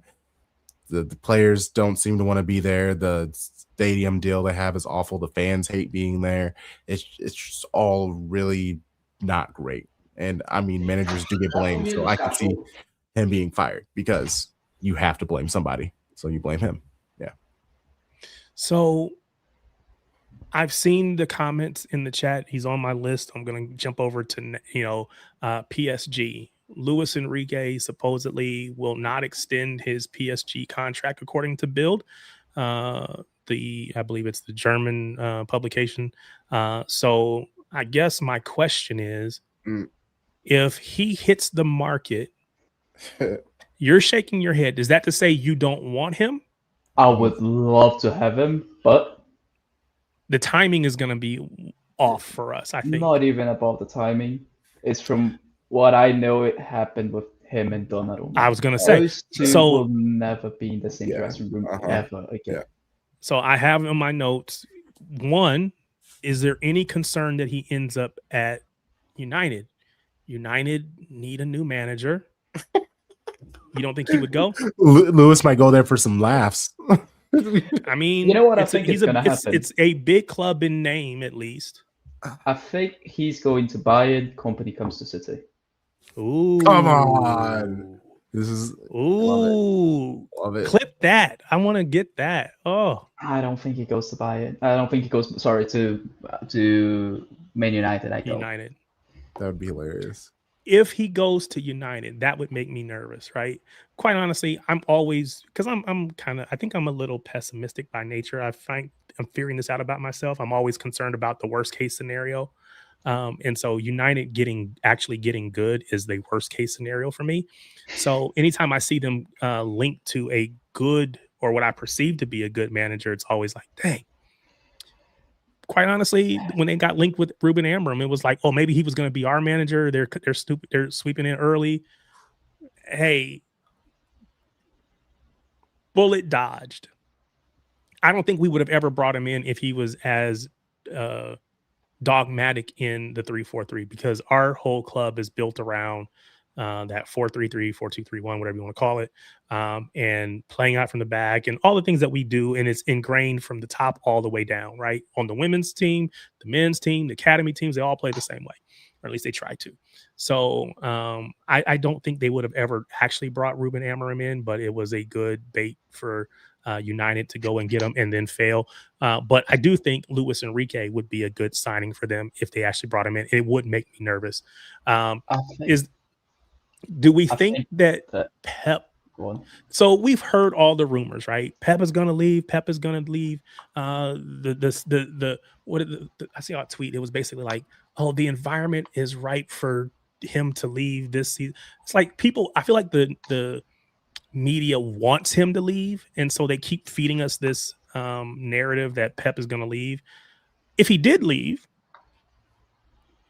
Luis Enrique would be a good choice. But like you said, there was that fallout with Donnarumma, and can those two coexist? I don't know that they can. So if you had to make a choice, Spartacus, who would you rather? Let's say that Pep is leaving at the end of this season. I don't believe that's to be the case, but let's just say that it is. You have to either keep Donnarumma and find a different manager, or you get Luis Enrique and you got to ship him out. Enrique. Get Donnarumma out, get Enrique. Sorry, Donnie.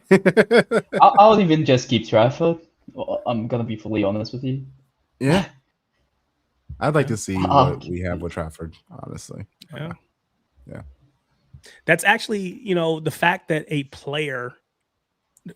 manager, we think would be more valuable than a player that we're watching every single match, almost every single match, make saves that keep us in games. Now, to be fair, we're also watching him make some, a couple plays here and there that are like, oof, we got lucky on that one. So, it's whatever. But I think, so Gold Drip says manager above all players. Not Terry. This is GG out propaganda. This is how you're phrasing it. Yes. But this is Terry letting us know that he's a GG out guy. Where's Atlan? He'll love this because he's a big Trafford fan, so he'll love this conversation. Darsh says, get Donnarumma and Enrique at a dinner table together, get some nice Spanish and Italian food, and have a heart to heart. Maybe we can make it work. We can fix it. Honestly, we can fix it. Get a very big table. Yeah, if it is a small table, I don't think that's gonna make things so much worse. Get a very big table, very heavy table. Very heavy table. Put a glass shield ahead of one of the other. Mate, I was gonna save it for later, but the thing, let's just say that Donnarumma and Enrique, if they see each other in the dressing room, it's on site. Somebody's gonna have to hold both of them back. He said it's on site. That is crazy. It's on site. It really is. Like it got ugly. The worst thing did not come out into the media. The worst things did not come out in the media. It got bad. It got really bad. Oh, I bet. Teal says we will dominate with Enrique. And so having seen United lose a generational manager in Sir Alex Ferguson, right? He was probably the best of his generation. Pep coming up towards the end of that. And now I believe Pep is the best ever. But there are people who won't argue that point. Fair enough. But when you watch him walk out the door and see the drop off that happens at United, I am a little concerned about the drop off that could potentially happen at City if we don't get the right manager to come in after him. That's fair. I like Company. I want Company to be our manager someday.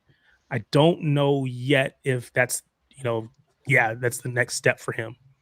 If we continue where we're at, or if there's a big drop off if Company comes in. And I would hate for people to give him grief because he's my favorite player ever. So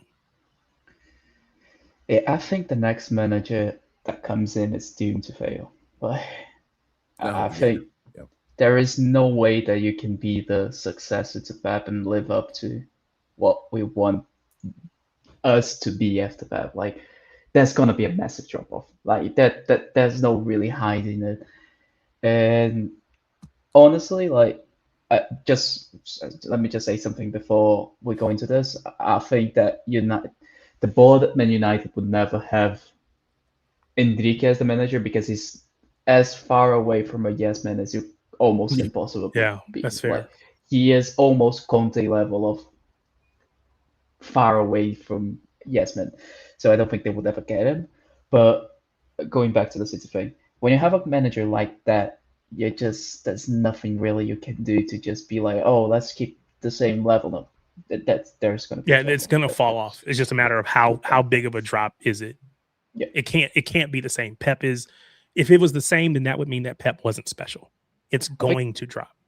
I think, as Martin says a lot, I think we're going to go back to winning one league every 4 years, 3 to 4 years, and top 4 challenges. Every now and again, you get a Champions League here and there, but not consistent winning trophies season after season after season after season. That's not going to happen again. Ever. So Crunk, this comment is right up your alley. Very big table. No, I'll get Brock Lesnar there, and the table will definitely be small. So if you get the two of them at a table together, Brock Lesnar could be the referee, keep everybody stable. Crunk is a big wrestling, I won't even say WWE, but wrestling fan. We do have a wrestling podcast on Shades of Blue. So if you're into wrestling, give them the details. It is your favorite wrestling podcast. Your favorite wrestling podcast. So you can find that out there on your favorite podcast applications. You can, I think the we played that video of it channel too. Yeah, the YouTube stuff. You can find that on the Shades of Blue YouTube stuff. So if you're into wrestling and you want to talk it, come and check us out. Brock Lesnar or whoever else, then they're willing to talk it. Imagine Enrique goes to Liverpool or United. It's curtains for everyone. Liverpool is I think Liverpool is an actual danger. I think he would go to Liverpool. Not going to United, I agree with you. They want people that are going to be quote unquote yes men. So that's not going to work there. I saw the comment from Snoopy. We were talking about Amram getting fired on purpose. Amram definitely got fired on purpose. There was a picture taken of him and his wife after news dropped. He looked elated rather than devastated. Yeah. He did what he needed to do to push enough buttons to kind of bait them into, because again, if he quits, he doesn't get paid out his contract. If they fire him, he gets all his money. So he's told him, look, I'm not walking away. I will sit here. I'll do my 18 months. It's like a prison sentence. Yeah. I'll do my 18 months. I'll mark the checks on the wall every day. We're going to be out of here 5 days down. We keep going. He said, I got 18 months and then I'm out of here. Everybody, you do your job. I'll do mine. I'll show you. Here's your entire contract right now. And they said, you know what? We got to get rid of him, which is what he wanted from the beginning. And I think the same thing. I love it. With what's his name at Chelsea, Maresca. Maresca. I think he wanted out too. I think some of the he probably floated some of the conversation about City. His his agents or whatever. They probably floated some of the conversation to get them out of there. The Maresca thing was a weird one because I think he quit actually. He didn't get fired, so that's an interesting one. Yeah, it's always the mutual consent. So look, I won't get all my money. Just give me a little bit of my money, and I'll gladly leave. Just give me a little bit, and I'll leave. I don't want to go on a free, quote unquote, to use the the player analogy. But Teal says Enrique is Pep level. Company isn't there yet. Luke, welcome to the stage, my brother. What are your thoughts on this tweet? Enrique, again, we're talking, managers, the whole manager merry-go-round that's happening right now. A lot of people moving, a lot of people potentially going to get fired. And now in this case, we're talking about Luis Enrique, who has already said, I'm not extending my contract at PSG. Yep. So he's setting himself up to be a wanted man in the summer. I assume his contract ends in summer. I don't even know when his contract ends, but he's not extending it. I should probably look that up. But what do you think? Is Enrique Pep level? And do you agree that company isn't there yet? Would you like to see Enrique, or are you gung-ho on company? Do you know what it is, right? I think company's done a good job so far at Bayern, but I feel like he's not quite there yet himself, which was on daft. He's winning stuff with Bayern, doing well with them, but the thing is, what Pep's done with us is unbelievable. Take a club that was doing decently well anyway, won a couple of league titles and a couple of cups, but we've dominated England for the past 10 years under him. Last season was crap, but every good team, even Fergie had bad years where the team was terrible and just didn't work out at all. But when you actually watch what Pep's done, I think company would not be given. I think that we would give company time because we understand how football is. We're sensible. We understand football is not as simple as just being that good straight away. Well, if it does happen, great. But I think we understand how football works. It's not as straightforward as if you think it is. If it was company after Pep, I would fully back him and give him as much time as possible to sort of carry on the legacy. Because even if it is Enrique coming in to replace Pep, let's say it was end of the season, it's still a daunting task for him. Because he came to PSG where PSG hadn't, they won League One every year, but they've done it all the time. That's not really exactly a big thing, is it? But he won him a treble. But is it his second year or third year at PSG? I can't remember. How long has he been there for? Was it 4 or 5 years? I can't remember. How long has he been I think that's the third. I think it's the third year. Third year, right? Yeah. So, and the last thing I heard was that they were offering was a lifetime contract. So that obviously worked out really well. So I just look. I'll be all for Enrique, but the thing is, as you said about Donnarumma, I love Donnarumma myself. I think he's a great goalkeeper. He's been brilliant for us this season. He's not invincible, but then again, none was Manuel Neuer, none was Courtois. They've all made mistakes. Alisson made mistakes before. Even the best keepers in the world make mistakes. It happens. But with Donnarumma, I trust him a lot more than a lot of keepers have had because most of the time he'll make the save. Sometimes he'll go in. He's a human being, make mistakes, but I just think I'm not too worried myself about who comes in to replace Pep because I think we've got to accept within ourselves, right, that no one's ever going to be Pep Guardiola, and as long as you accept that, it's fine. But I'll be for it, Enrique. Whoever they get in, I'm fine with it. I'm gonna go with it. I mean, obviously, I doubt City would do Chelsea and bring in a inexperienced manager from Strasbourg. He's done very well, by the way, Strasbourg. He's done a good job there. But to go from Strasbourg to Chelsea, who I've seen what happened to Maresca, who won a Club World Cup and a Conference League in his first season with them. Yeah, I trust City. Basically, I trust City. Whoever they get in, if it is Enrique, it's Enrique. So. Big up Rosemarie Gentles.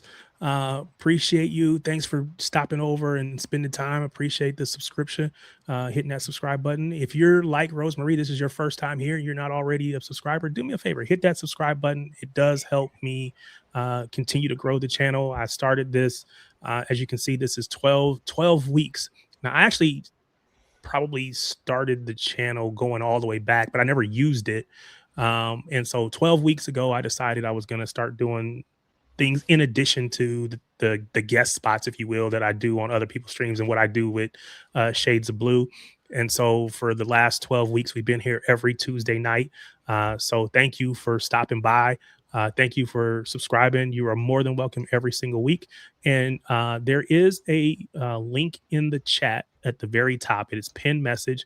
If you ever want to come on camera, on stream, and share your thoughts, what you're feeling about whether this topic or some other topic, that's what the link is for. You hit that link, it'll bring you it'll pop you into the backstage, and I can bring you on, and you can talk to me and the rest of the folks on the stream and watching and in the chat. So big up to you. Appreciate it so much. And before you get to your next topic, I'm going to get out of here. I appreciate you, man. Chili that I've just been dreaming about eating that I'm excited to handle. But shout out to, like someone said, you have a really nice community that you're building here, Tarek, and I'm not shocked or surprised. And seeing how everybody really enjoys you in these spaces, like it's nice that hey, I get to experience this every week on SOB. Yeah. So like to see everybody. We've been doing this for like 3-4 years. How long were we saying? Yeah, it'll be 4 years in April. So yeah, it's just really nice seeing everybody else is seeing the amazing commitment and knowledge and passion, kindness, all that stuff that I get to see every week. Appreciate it. But good seeing you. Yeah, go ahead. Oh, I was just gonna say good seeing you, Luke. Good seeing you, Spartacus. Crunk, as you know, is with one of my show bros from Shades of Blue. His what's your Twitter handle? Which do you prefer? Chocolate. It's at Crunk Chocolate. I mean, actually just do the pod at Shades of Blue. At Shades of Blue. If you see him, I say that Crunk is probably the hardest working man in city content, or I'll just say content creation in general, because he's on everything. He does all of our editing and everything that we do. Crunk does it. He drums up all of our guests, puts all the shows, the ideas together. So do me a favor, if you haven't already, subscribe to him, or follow him on Twitter, subscribe to the channel, all of those things, man. Really appreciate that. Good to see you, man. We'll get together. Yep. See you soon. But yeah, really good kind words from Crunk. But yeah, it's all about you guys in the chat, you guys that are here every single week when we do this. I don't take that lightly. I really do appreciate it. So big ups to each and every one of you. Appreciate it. So yeah, we said Enrique 3 years to turn the entire roster along with Campos. Somebody said Glasner isn't extending either. Should be a good manager market for teams with openings. I think he goes to United. You think he goes to United? You think so? You think he leaves now, or do you think it waits till the end of the season? End of the season. I think end of the season he's at United. Now, Luke, would you get Donnarumma out to get Enrique, or would you keep Donnarumma and get a different coach? I didn't quite get that one. That's the thing, isn't it? The thing is, if you get Donnarumma out, right, again, I'm not a player FC person. Like, I back everyone. I'm not, because I'm not saying you are, but by the way, I think some people on Twitter are, and they have agendas beyond belief. Like, they'll hate anyone just because they have some likes. I mean, if Trafford was number one, I'd still be backing him anyway because I like Trafford as well. Again, I like whoever could John sign to the club, we back, and that's what we do. The thing is, if it was the case of bringing a manager in back to get rid of a player, that doesn't want to work at all. Then, is it? Like, why do we bring Donnarumma in if we knew Enrique was available? That would make a lot of sense to me anyway. I mean, for me personally, I wouldn't get Enrique in for that reason, because it's just like had to get rid of a player for a manager is a bit odd. But that's just me personally. Yeah. But do you think the bigger impact on winning would be done by Donnarumma or by Luis Enrique? That's a good question, actually. I think Enrique deserves his accolades for a treble with Barcelona, a treble with PSG, like Pep, treble with Barcelona, treble with City. I'm not going to say which treble's better, because I think last season PSG were unbelievable. I mean, Desiree Doué was a phenomenon last year. That was Dembele. I mean, people say about Yamal being Neymar coded, but I think Doué is that kind of sort of player for me. I think one more I see. I'm not sure if Barker's agreeing with that one, but Douay looks a bit more like he's modeled his game on Neymar. Than maybe I could be wrong there, by the way. I'm not claiming I know. I watch Jamal and Douay as much as possibly can. I do like both of them, but I think I wouldn't. I'm not saying he's anywhere as good as Neymar was, by the way, because Neymar was a different level of player at Santos and Barcelona. I mean, comparing Douay to that is mental. I'm not doing that. I actually think that the one that looks more like Neymar is Cherky. Wait, say that again. Okay. The one that's more like Neymar is Cherky. I think if I watched Santos Neymar and Barcelona, because I did watch a lot of Barcelona Neymar when he first joined. I was like 12, 13 years old at the time, just crazy. But I'm sure I'll probably understand what you're on about there. But I think it's look, if we did get Enrique in, right, and don't know where to go, fine. Like, I'm not going to complain and get angry because, again, I mean, our favourite players, we all do. I mean, I'm sure we all have favourite players, but it doesn't blind our, support other players at that. But if it was to happen, Citizen has a good point. Pep came in, immediately got rid of Joe Hart. It's true, yeah. So maybe history repeats itself. If that was to happen, I trust Enrique to come in and do a good job. I actually would be interested to see how Enrique would handle players like O'Reilly, players like Mukasa. Because I think Pep's done a great job with everyone, by the way. He's to get O'Reilly in the team and Mukasa, obviously that's guy bringing through the team right now. You can see a bit more. But I think Enrique's I think not the same manager. Like he's from what I've heard, Enrique's a lot more cutthroat than Pep is. Really? He give you even less chances, and if you fuck up once, you're likely out. Pep at times has what I'll call a sentimental streak. He has now, definitely a lot more now than he did. Because I mean, at the start, it was like, "You're gone, see you later," and Mangali was shit. Bye. Like it was ruthless. I think it's the players that he's been with for time. The Bernardos of the world. He's been from day one. Pep, I can't imagine Pep ever telling him you have to go, other than, okay, it's time for me to move on. I want to go back to Portugal. He'll make that choice, but Pep is never going to push him out. And Pep quite honestly might try to talk him out of it. I hope not, John Stones is out the door. I mean, that's that. Look, I love John Stones, but I'm sorry. It's so sad. Because the guy, it's like De Bruyne's injury, but at least De Bruyne had seasons where it was unbelievable, where it made up for the injuries, at least. Like Aguero. You always wonder what if it wasn't injured as much, but you take what you got from them, you know what I mean? But Stones is like, what could have been? If his legs had won, like, for me, that 17-18 season where he got injured during that season, I mean, that was the year where it started. It started spiraling out of control from that season, and ever since then, it's just gotten progressively worse and worse. I just think the fact that we even got a guaranteed time when he's back, like if we're hearing one thing that he's apparently fit soon, everyone's hearing, it's not for the foreseeable. Like, well, what is it then? Is he done for the rest of the season? Like, I love Stones, but I think for me, we got to say, look, I need someone more reliable right now. If it's Gahey, then do it, because we need to have options in the squad. I mean, look, Vardio, you can't help. That was unlucky. A broken tibia ain't nice at all. My cousin had that. He's about the same age as him, and he's up about 4 or 5 months. It ain't nice to come back from it. In bear in mind, they don't fix position like he is, so we can't help them like that. But with Stones, like obviously, he's an older player. Is it 31, 32 years old now? Like he's not in his prime anymore. So he's just not getting any better. So I think for me, I definitely would give Vitor Hayes a chance next season to replace him. I think for me, Vitor Hayes deserves a chance. Sure. I mean, I think it's too early for him. Next year? I think next year's too early. Yeah, I think Jumabar's next year is too early. Jumabar's being sold. I like Jumabar. I like him, but it's like, I don't. It's like Simpson Pusey. I'm like, I like the idea of him. I watched him at Brighton away. I was at the last year.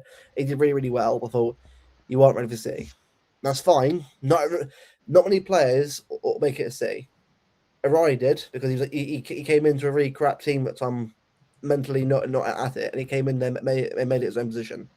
So credit to it. But some players just don't do it, and it's fine. So Keely, I seen this post earlier about him can't put up a Christmas tree without getting injured. Is this a legit thing? Is this a real thing? If that's actually happened. Stones No, getting no, injured putting up no, his no. Christmas tree. That can't be real, right? That you It put it can't up be real, twice, but so that made me think about the first time I ignored it because I feel it was just like whatever, but did it again. So now I'm like, is that real? Because that's insane. But No, I that's said at the very beginning of the stream, right? Injuries can happen anytime, all the time. You stub your toe on the bed, whatever, on the couch or whatever. So anything can happen. But it just so happens that it seems to happen quite frequently to to John Stones and Nathan Ake. I'm looking at Ake Bot as well. Mob. Okay, so I thought you were joking, and that's why I ignored it the first time. But then you said it again, so I was like, "Wait a minute, Oh. did I miss something?" Because If I would have noted that. Imagine that tweets the extra like, what if injured? Yeah. I'm just yeah. Yeah, I would have seen that, and I would have commented. All right, so we've been on for two hours. We gotta pivot. At some point we got to get off of here. But before we do, let's talk about the upcoming matches. So we have on Wednesday, which is tomorrow. Well, it's probably today for some of you over in we England. need to talk about it. Yeah, we save us, please. Brighton. Save us. And we know that this is probably the worst or the lowest point of our injury crisis at the moment. So, oh man, what do you expect? Not what we hope for. We all hope we find a way to scrap up a win. What do you really expect? Do you think we get out of there with all 3 points, or are you thinking we're going to drop points, or are we going to be lucky just to hold on and get a point out of this? I think we can win. We can win, but I need to see more from Haaland as well tomorrow. Yes. I'm sorry, right? I'm a Haaland fan. We all are, but we gotta be real here. Well done for getting 19 goals in 20 games, but the last 5 games he's been poor. Terrible. I was at the West Ham. I was at the West Ham game where he last scored. By the way, I was at that game. He scored 2 goals, but I'm gonna be real with you. Apart from that, he was all right. Which is mad. I'm saying 2 goals for a player is all right for a performance. But I've actually watched Haaland recently. He's gone back to his old self recently, of just.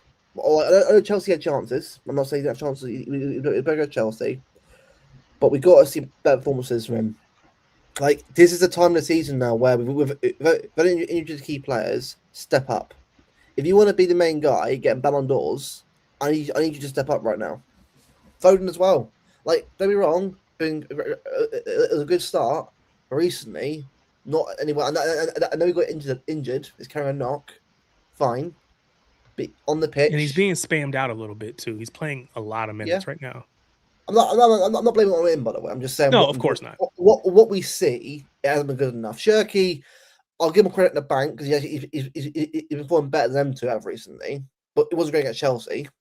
But I'm not going to have a go at him for that.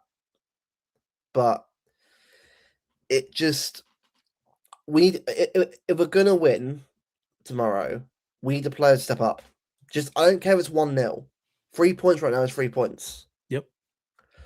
And just try and get through the games. Try and get play back from injury. I think if we can get to about a month's time where we're still in distance of Arsenal, we got Diaz back from injury, got Gay through the door, and also remember as well, San Semenyo, which I'm pleased with, because in terms of attacking options, especially with Xavier injured right now, it could have Doku and Semenyo on the wings for the moment, which is quite nice. We got to start banging the goals in them. I know them recently, but in games like Brighton at home, Chelsea at home, you've got to be banging the goals in to get the wins, especially with Arsenal getting their wins, not convincingly, but they're getting the wins. So, yeah, I just want to win tomorrow. Sparkus, we getting a win? We hoping for a draw, or are we probably going to drop all 3 points? Yeah, nobody wants to say it, right? Nobody wants to be the one to say, we're probably going to drop all 3 points. We're hanging on by a thread as far as our player pool is available player pool is concerned. We need people who can get us through this period. I don't know if Nathan Ake has enough in the tank to get us through this period. A one-off game, anything can happen. Maybe you see a Rico Lewis come in and people move around. Maybe you see Rico Lewis come into midfield, or maybe you see Nunez come into midfield. We're going to have to be creative because nothing easy is going to happen. So unless, of course, you're low fat, Mo fat, because he said 3-0 City. I'll take it. I mean, Keely said 3-1 City. Let's talk with your chest. Let's go. Do you remember when we played Rodri and Fernandinho at centre back in 1920? When we had everyone injured at centre back, we had to play 2 DMs. Like, knowing Pep, like, you know what? I'm gonna play the 2 DM at centre back tomorrow, and I'm gonna play Calvin Phillips out of nowhere tomorrow. He just appears out of nowhere in the squad. I mean, it won't happen, obviously, because if that happens, then bloody hell, you know it's bad if he's coming out of the reserves. But I mean, apparently Husnov's okay. Apparently he's got a knock, but apparently he should be able to. Well, yeah, this is what I mean. Like Ake and Husnov are both broken, but you guys are ones that are fit right now. So let me ask this question: if we go in, we play the match against Brighton. Let's say we drop points. It'll be 3 matches on the spin that we've dropped points. Does that effectively seal or say that we're out of the title race? Do we have to win to even stay in the title race at this point? For me, we do. For up here, I think. Thankfully, we've got some cup games coming up, so we can do a bit of rotation, like Exeter. And playing any of the first team. Maybe one first team player. Like I'll put Semenyo, I'll put Sangare, I'll put McAdoo. I'll just do that because we this squad right now, we can't risk any more players injured. Like what is it? 11 injured right now? The current squad out of 23. Yeah, I think I said 9 people unavailable between the 2 at AFCON and then no fat. They're not. I understand what you're saying, by the way, but they've got Costellos, they've got Minter, they've got Welbeck, they've got Ruter, they've got players that can punish us if we're not careful. I mean, I was there at the Brighton away game this season. They weren't great first half. They were terrible first. I mean, they had chances, yeah, but they weren't anywhere near as good as they were the previous season. Sorry, last season, obviously, when we played them away. But they've got players that can punish us if we're not careful. Well, any team does, if we're being real. Wolves, but you know what I mean. Like tomorrow needs to be a win. I don't care if it's boring. I don't care if it's a crap whatever. Just 3 points on the board. And Liverpool hopefully get a result Thursday. Hopium. Because Liverpool have Arsenal, right? At the Emirates though, which is not Anfield, but it's at the Emirates. So yeah. Usually I don't really put a lot of stock in our rivals getting points first. It has happened in the past. Yeah. West Ham in the past have gotten points first. Villa has gotten points first. Foreign verse. I need you now. Yeah. Now, if you're gonna play, now's the time. Go out there and show what you can do. Yeah. I think we all believed that he was probably a pretty good player when he was linked with us. Go show it in tomorrow's. You don't have to do it any other game this season, but you got to show it in that game. Yeah. All right. So we're going with our strongest lineup in tomorrow's match against Brighton. And then on the weekend, on Saturday, we have the match against Exeter in the FA Cup. Luke, you already said that you want a almost completely rotated, throw all the academy kids in. Are you concerned that we might get put out of the cup if we do that? I'm going to be real with you. I've watched Exeter City. It must sound mental, but I do watch the lower leagues in England. Exeter have been quite poor this season in League One. They're in the bottom. And yes, there could be a day out for them. Fine. But we should be fine. If it was like Stockport County at home or someone or like Cardiff City, I'd be like, yeah, because they're playing all right. Because they're the bottom of League One, I'm not saying. I think a big experience there would help. Maybe Nico G to give some game time after being out, obviously, against Chelsea. But I think what we got to do is if players are fully fit and want to play, then let them play. Like Rico Lewis and that, like players like that. Say, you know what, it is a game. But yeah, Kathy, I know that, Kathy. I know that, but we're at home. If we're away, I'd be like, eek, because away games in England, we all know it. This time of year, if it's lower league, it's difficult. Like that one year, what was it? Where we had, was it Cheltenham Town away? They went 1-0 up, and we almost lost the game 1-0. And we came back and won 2-1, 3-1, I think. So yeah, I'm not saying that Exeter are a terrible team. We beat them with only one playing, but I think for the sake of the squad right now, we've got to rotate the same because we can't be risk. Because what was it? Is it Newcastle away after the Carabao Cup? So After yeah, that, so Saturday is Exeter, and then the following Tuesday. So a week jeez, from today on the third. Well, a week from yesterday if you're in the UK. A week from today if you're in the US. Is the Newcastle versus City in the EFL Cup. That's only the first leg of a two-legged. So we don't have to win it in that match. We get a just draw. can't lose the tie in that match. If I'm being real, I'd sit back that game. That it must sound like I'm going crazy here, but I'd rather just get if we can nick the 1-0 and then at home go for it at home. It's mad I'm saying this about City right now. But if we get a fully fit squad or most players fit, I wouldn't care at all. But our last spark is with Savio's injury. How long is it? Do you know how long the injury is going on for yet? Is it months? Like, I thought, literally, no one's asked a question at all to Pep about Savio. I'm like, he's injured.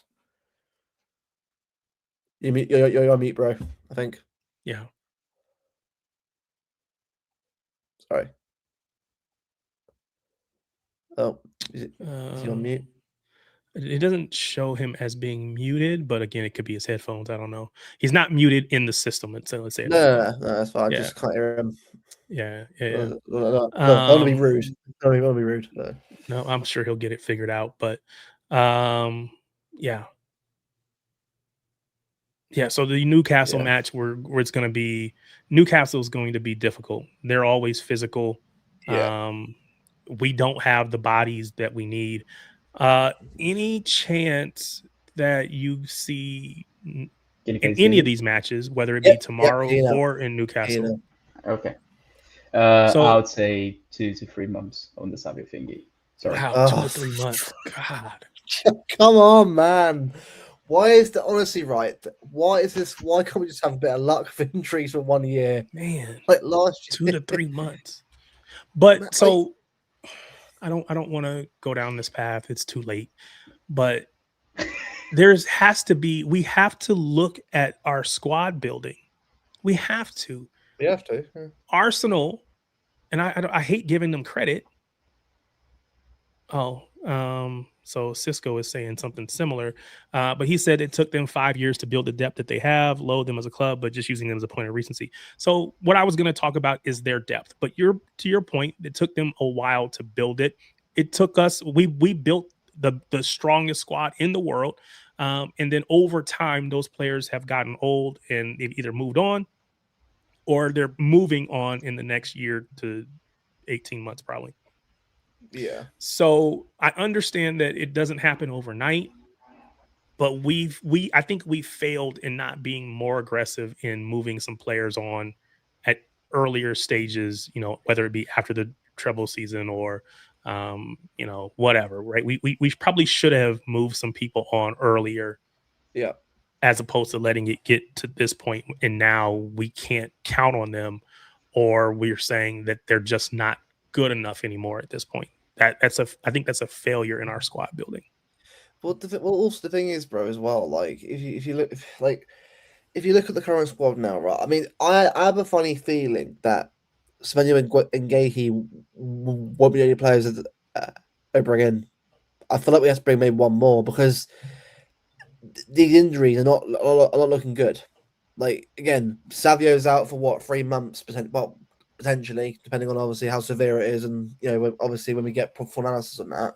Vardiol's done this season. I know it's just 4 months, but Savio is not as big a miss Still an as option on the wings, Gavardio. though, bro.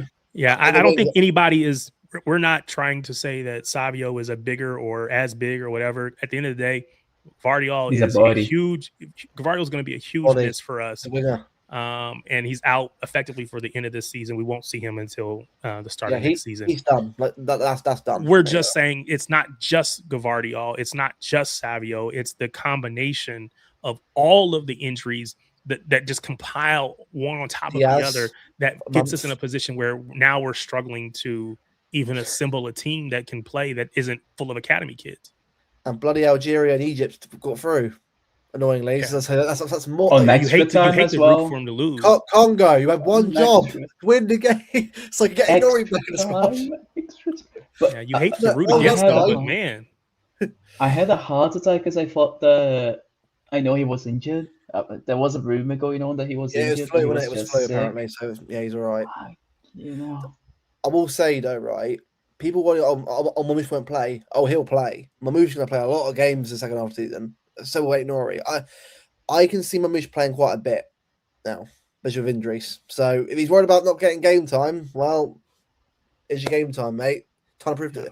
Well, if anything, it's time for him to sort of get into the team and get some goals because we need him right now in the squad. I mean, I think that we're not going to score many goals, but I also don't think it's going to be because of a bad attack. I think we're going to struggle to get the ball to the midfield for them to get the ball to the attack. And I think this is going to be the biggest issue. I don't think we're going to be able to sustain pressure for long because we just look. Really, let's be realistic about this. Building out with a back three, with a three of Donnarumma, Diaz, Husanov. That's just not going to work out. So we're just realistically just going to kick the ball up the field. Yeah, it's going to be long balls, and we have to win the second ball, which we don't do very well. It'll be fun. Yeah. Yeah. This is Kathy. Semenyo long throw on Collins' head goal. Yes, we will take them any way we can get them. And you know what? If that gets us some goals, I'm all for it. It's a tactic that we haven't used and haven't needed to use unless it's like late in the game and we're just like praying at that point. Do you know what's gutting though? But he's been good at that. How this shit with his head. Do you know what's gutting though? Like Vardiol was so important on set pieces as well. Yes, he was the attacking threat. Yeah, a lot of times it was the ball over the top to him on the back post, and then he just like nods it down to somebody in the middle. Now, to be fair, Gahey's good. It's good at the Palace, so we can use Gahey in that way if we want to. Again, I like my Gahey, but people have like Gahey's a bad player. He's really good for England and really good for Palace. So I can't. For me, I can see it coming into this team and getting better with us, but it's not Vardiol. He's not Vardiol. I mean, he can't play left back, centre back. He's just a centre back that we've got to use correctly. As I said this before in the stream. I think Gahey is going to be the best signing for us because we also have the homegrown issue. But if we don't have the homegrown issue, I would go for either Schlotterbeck or Alexander from Love Schlotterbeck, by the way. He's brilliant. Him and Diaz and Vardiol would be an unbelievable centre back. Honestly, do you know what? I think anyway, get some players out. I look at him long term anyway. He's going to Barca. Barca or Bayern, unfortunately. Barca, why? Who cares? Either Barca or Bayern, one of those two. He's going to one of those two. Bayern, Dortmund player, well, apart from Holland, but yeah. All right, we're 2 hours and 21 minutes in.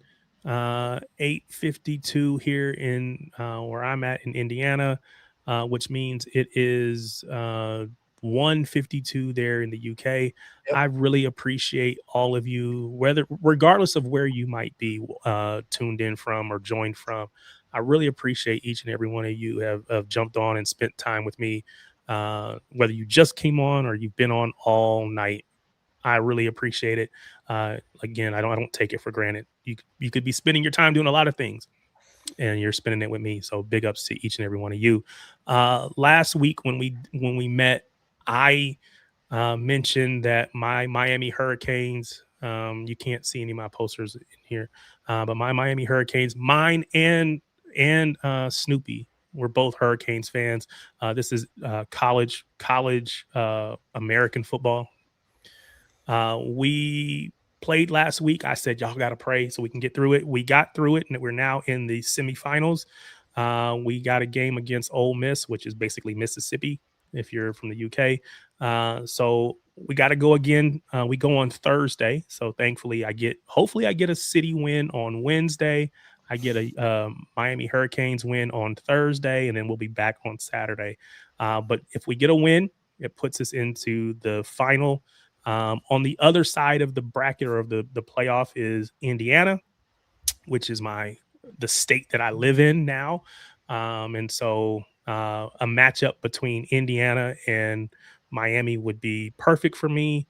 Of course, I'd be rooting for Miami, but if for some forsaken reason that IU were to win it, I'll take that. So I know some of you probably don't care about college football, but I'm telling you, or college American football, It's good. tune into it. It is the closest that we get to the tribalism and the passion that you see in world football, because they really do. They're diehard fans. You grow up hating the other team, and like my team was good for a while, and for the last 20 plus years we've not been so good. But in our last game out, we got a win over Ohio State, which got us a redemption. I told you guys that we got robbed 20 plus years ago, back in 2002, 2003 season. 2003 was when the actual game happened in January. We got robbed of a national title. And so for the last 22 years, I've been waiting for redemption and revenge. And so they got that. Now it's on our way. Snoopy, the storylines, if we play Oregon, which is where our coach previously coached, it would be like City playing Barca with that's where Pep came from. If it's Indiana, Mendoza, the quarterback is from Miami. So there's a lot of storylines. It's a great thing. Again, I know I'm not going to convert everybody, but if you do want to find a team to support just to have a rooting interest, go root for my Miami Hurricanes. Anyway, I appreciate each and every one of you. My schedule at work has changed slightly. I used to be from home on Tuesdays, which made this easier. I will be in office on Tuesdays now. I don't think this will impact anything, but if I get on and I'm like tired or something, that's why. But we're gonna keep it going. We're not gonna change it up. Like I said, I appreciate each of you making this basically an appointment on your schedule. So big ups to everybody. Luke, tell us about Not in My Lifetime. Yes, so this year I'm trying to do a couple more shows this year a week. It's just, obviously I work myself anyway, so it's not always easy to sort of find time, and also feel tired in the evenings. But Bevo obviously as well, but obviously he's a single dad himself, so he's got a double time anyway. So I'm going to try and do, I think, a show every week, a bit like yours, but obviously people can come on and have their say at some point. So I'll put it out there at some point. Anyone come on, not bothered if you agree or disagree, whatever I say. Yep. It's an open forum, a chance to chat about stuff, and it's obviously respectful, because people being abusive in the chat, it's just no point of that. It's a conversation about football. Agree or disagree, but it's a beauty of having debates on YouTube. So the whole point of it is not meant to be horrible and that kind of stuff. But so I've got a couple more shows coming. I'm also going to get Tone on soon as well. Obviously, MCFC Tone. I'm sure you guys know who he is as well. He's on the channel soon, so that'll be a good show to discuss about transfers and that kind of stuff. So stuff to look forward to, definitely, for sure. So is it NIML Pod? Is that how you find it on YouTube? Is it, yeah. Well, for some reason, right, so we were on 1.3 and someone unsubscribed, and then on 1.299. So if anyone wants to go over there and actually get us to 1.3, so we're on there again. It was such a beautiful round number. Why would somebody ruin that for you? Because people are horrible on the internet. Yeah, they just want to make your life difficult and make you cry. If you're not already subscribed to Not in My Lifetime, and again, I know we share a lot of the same, fan base or subscriber base, or whatever you want to say it. We share a lot of that with a lot of the different city shows. But if you haven't already, do me a favor, go over to Not in My Lifetime, give them that follow. again, there's no competition or Nah. you know trying to build my show at your expense or whatever. At the end of the day, we're all City fans. Luke, as you can see, is welcome here. I'm welcome there. You'll see us on all the different shows. It's all about the community.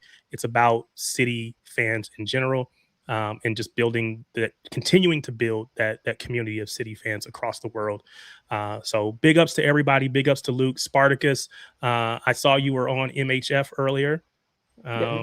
There were a couple people that said that they don't particularly care for Mo and Hussam. You said it was a good time. I've been on there. It's a good time. Those guys are actually cool people. Nice They guys. they get a little bit of a stick because you feel like they're kind of hating on City if you just watch it, but nah, they're good people. So yeah, support content creators in general, man. Footy content creators. It's keeps me entertained if nothing else. So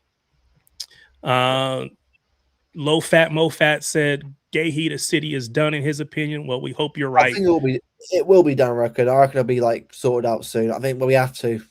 We have no choice. So yeah. We hope you are right, sir. All right. Appreciate it again, everybody. Deuces.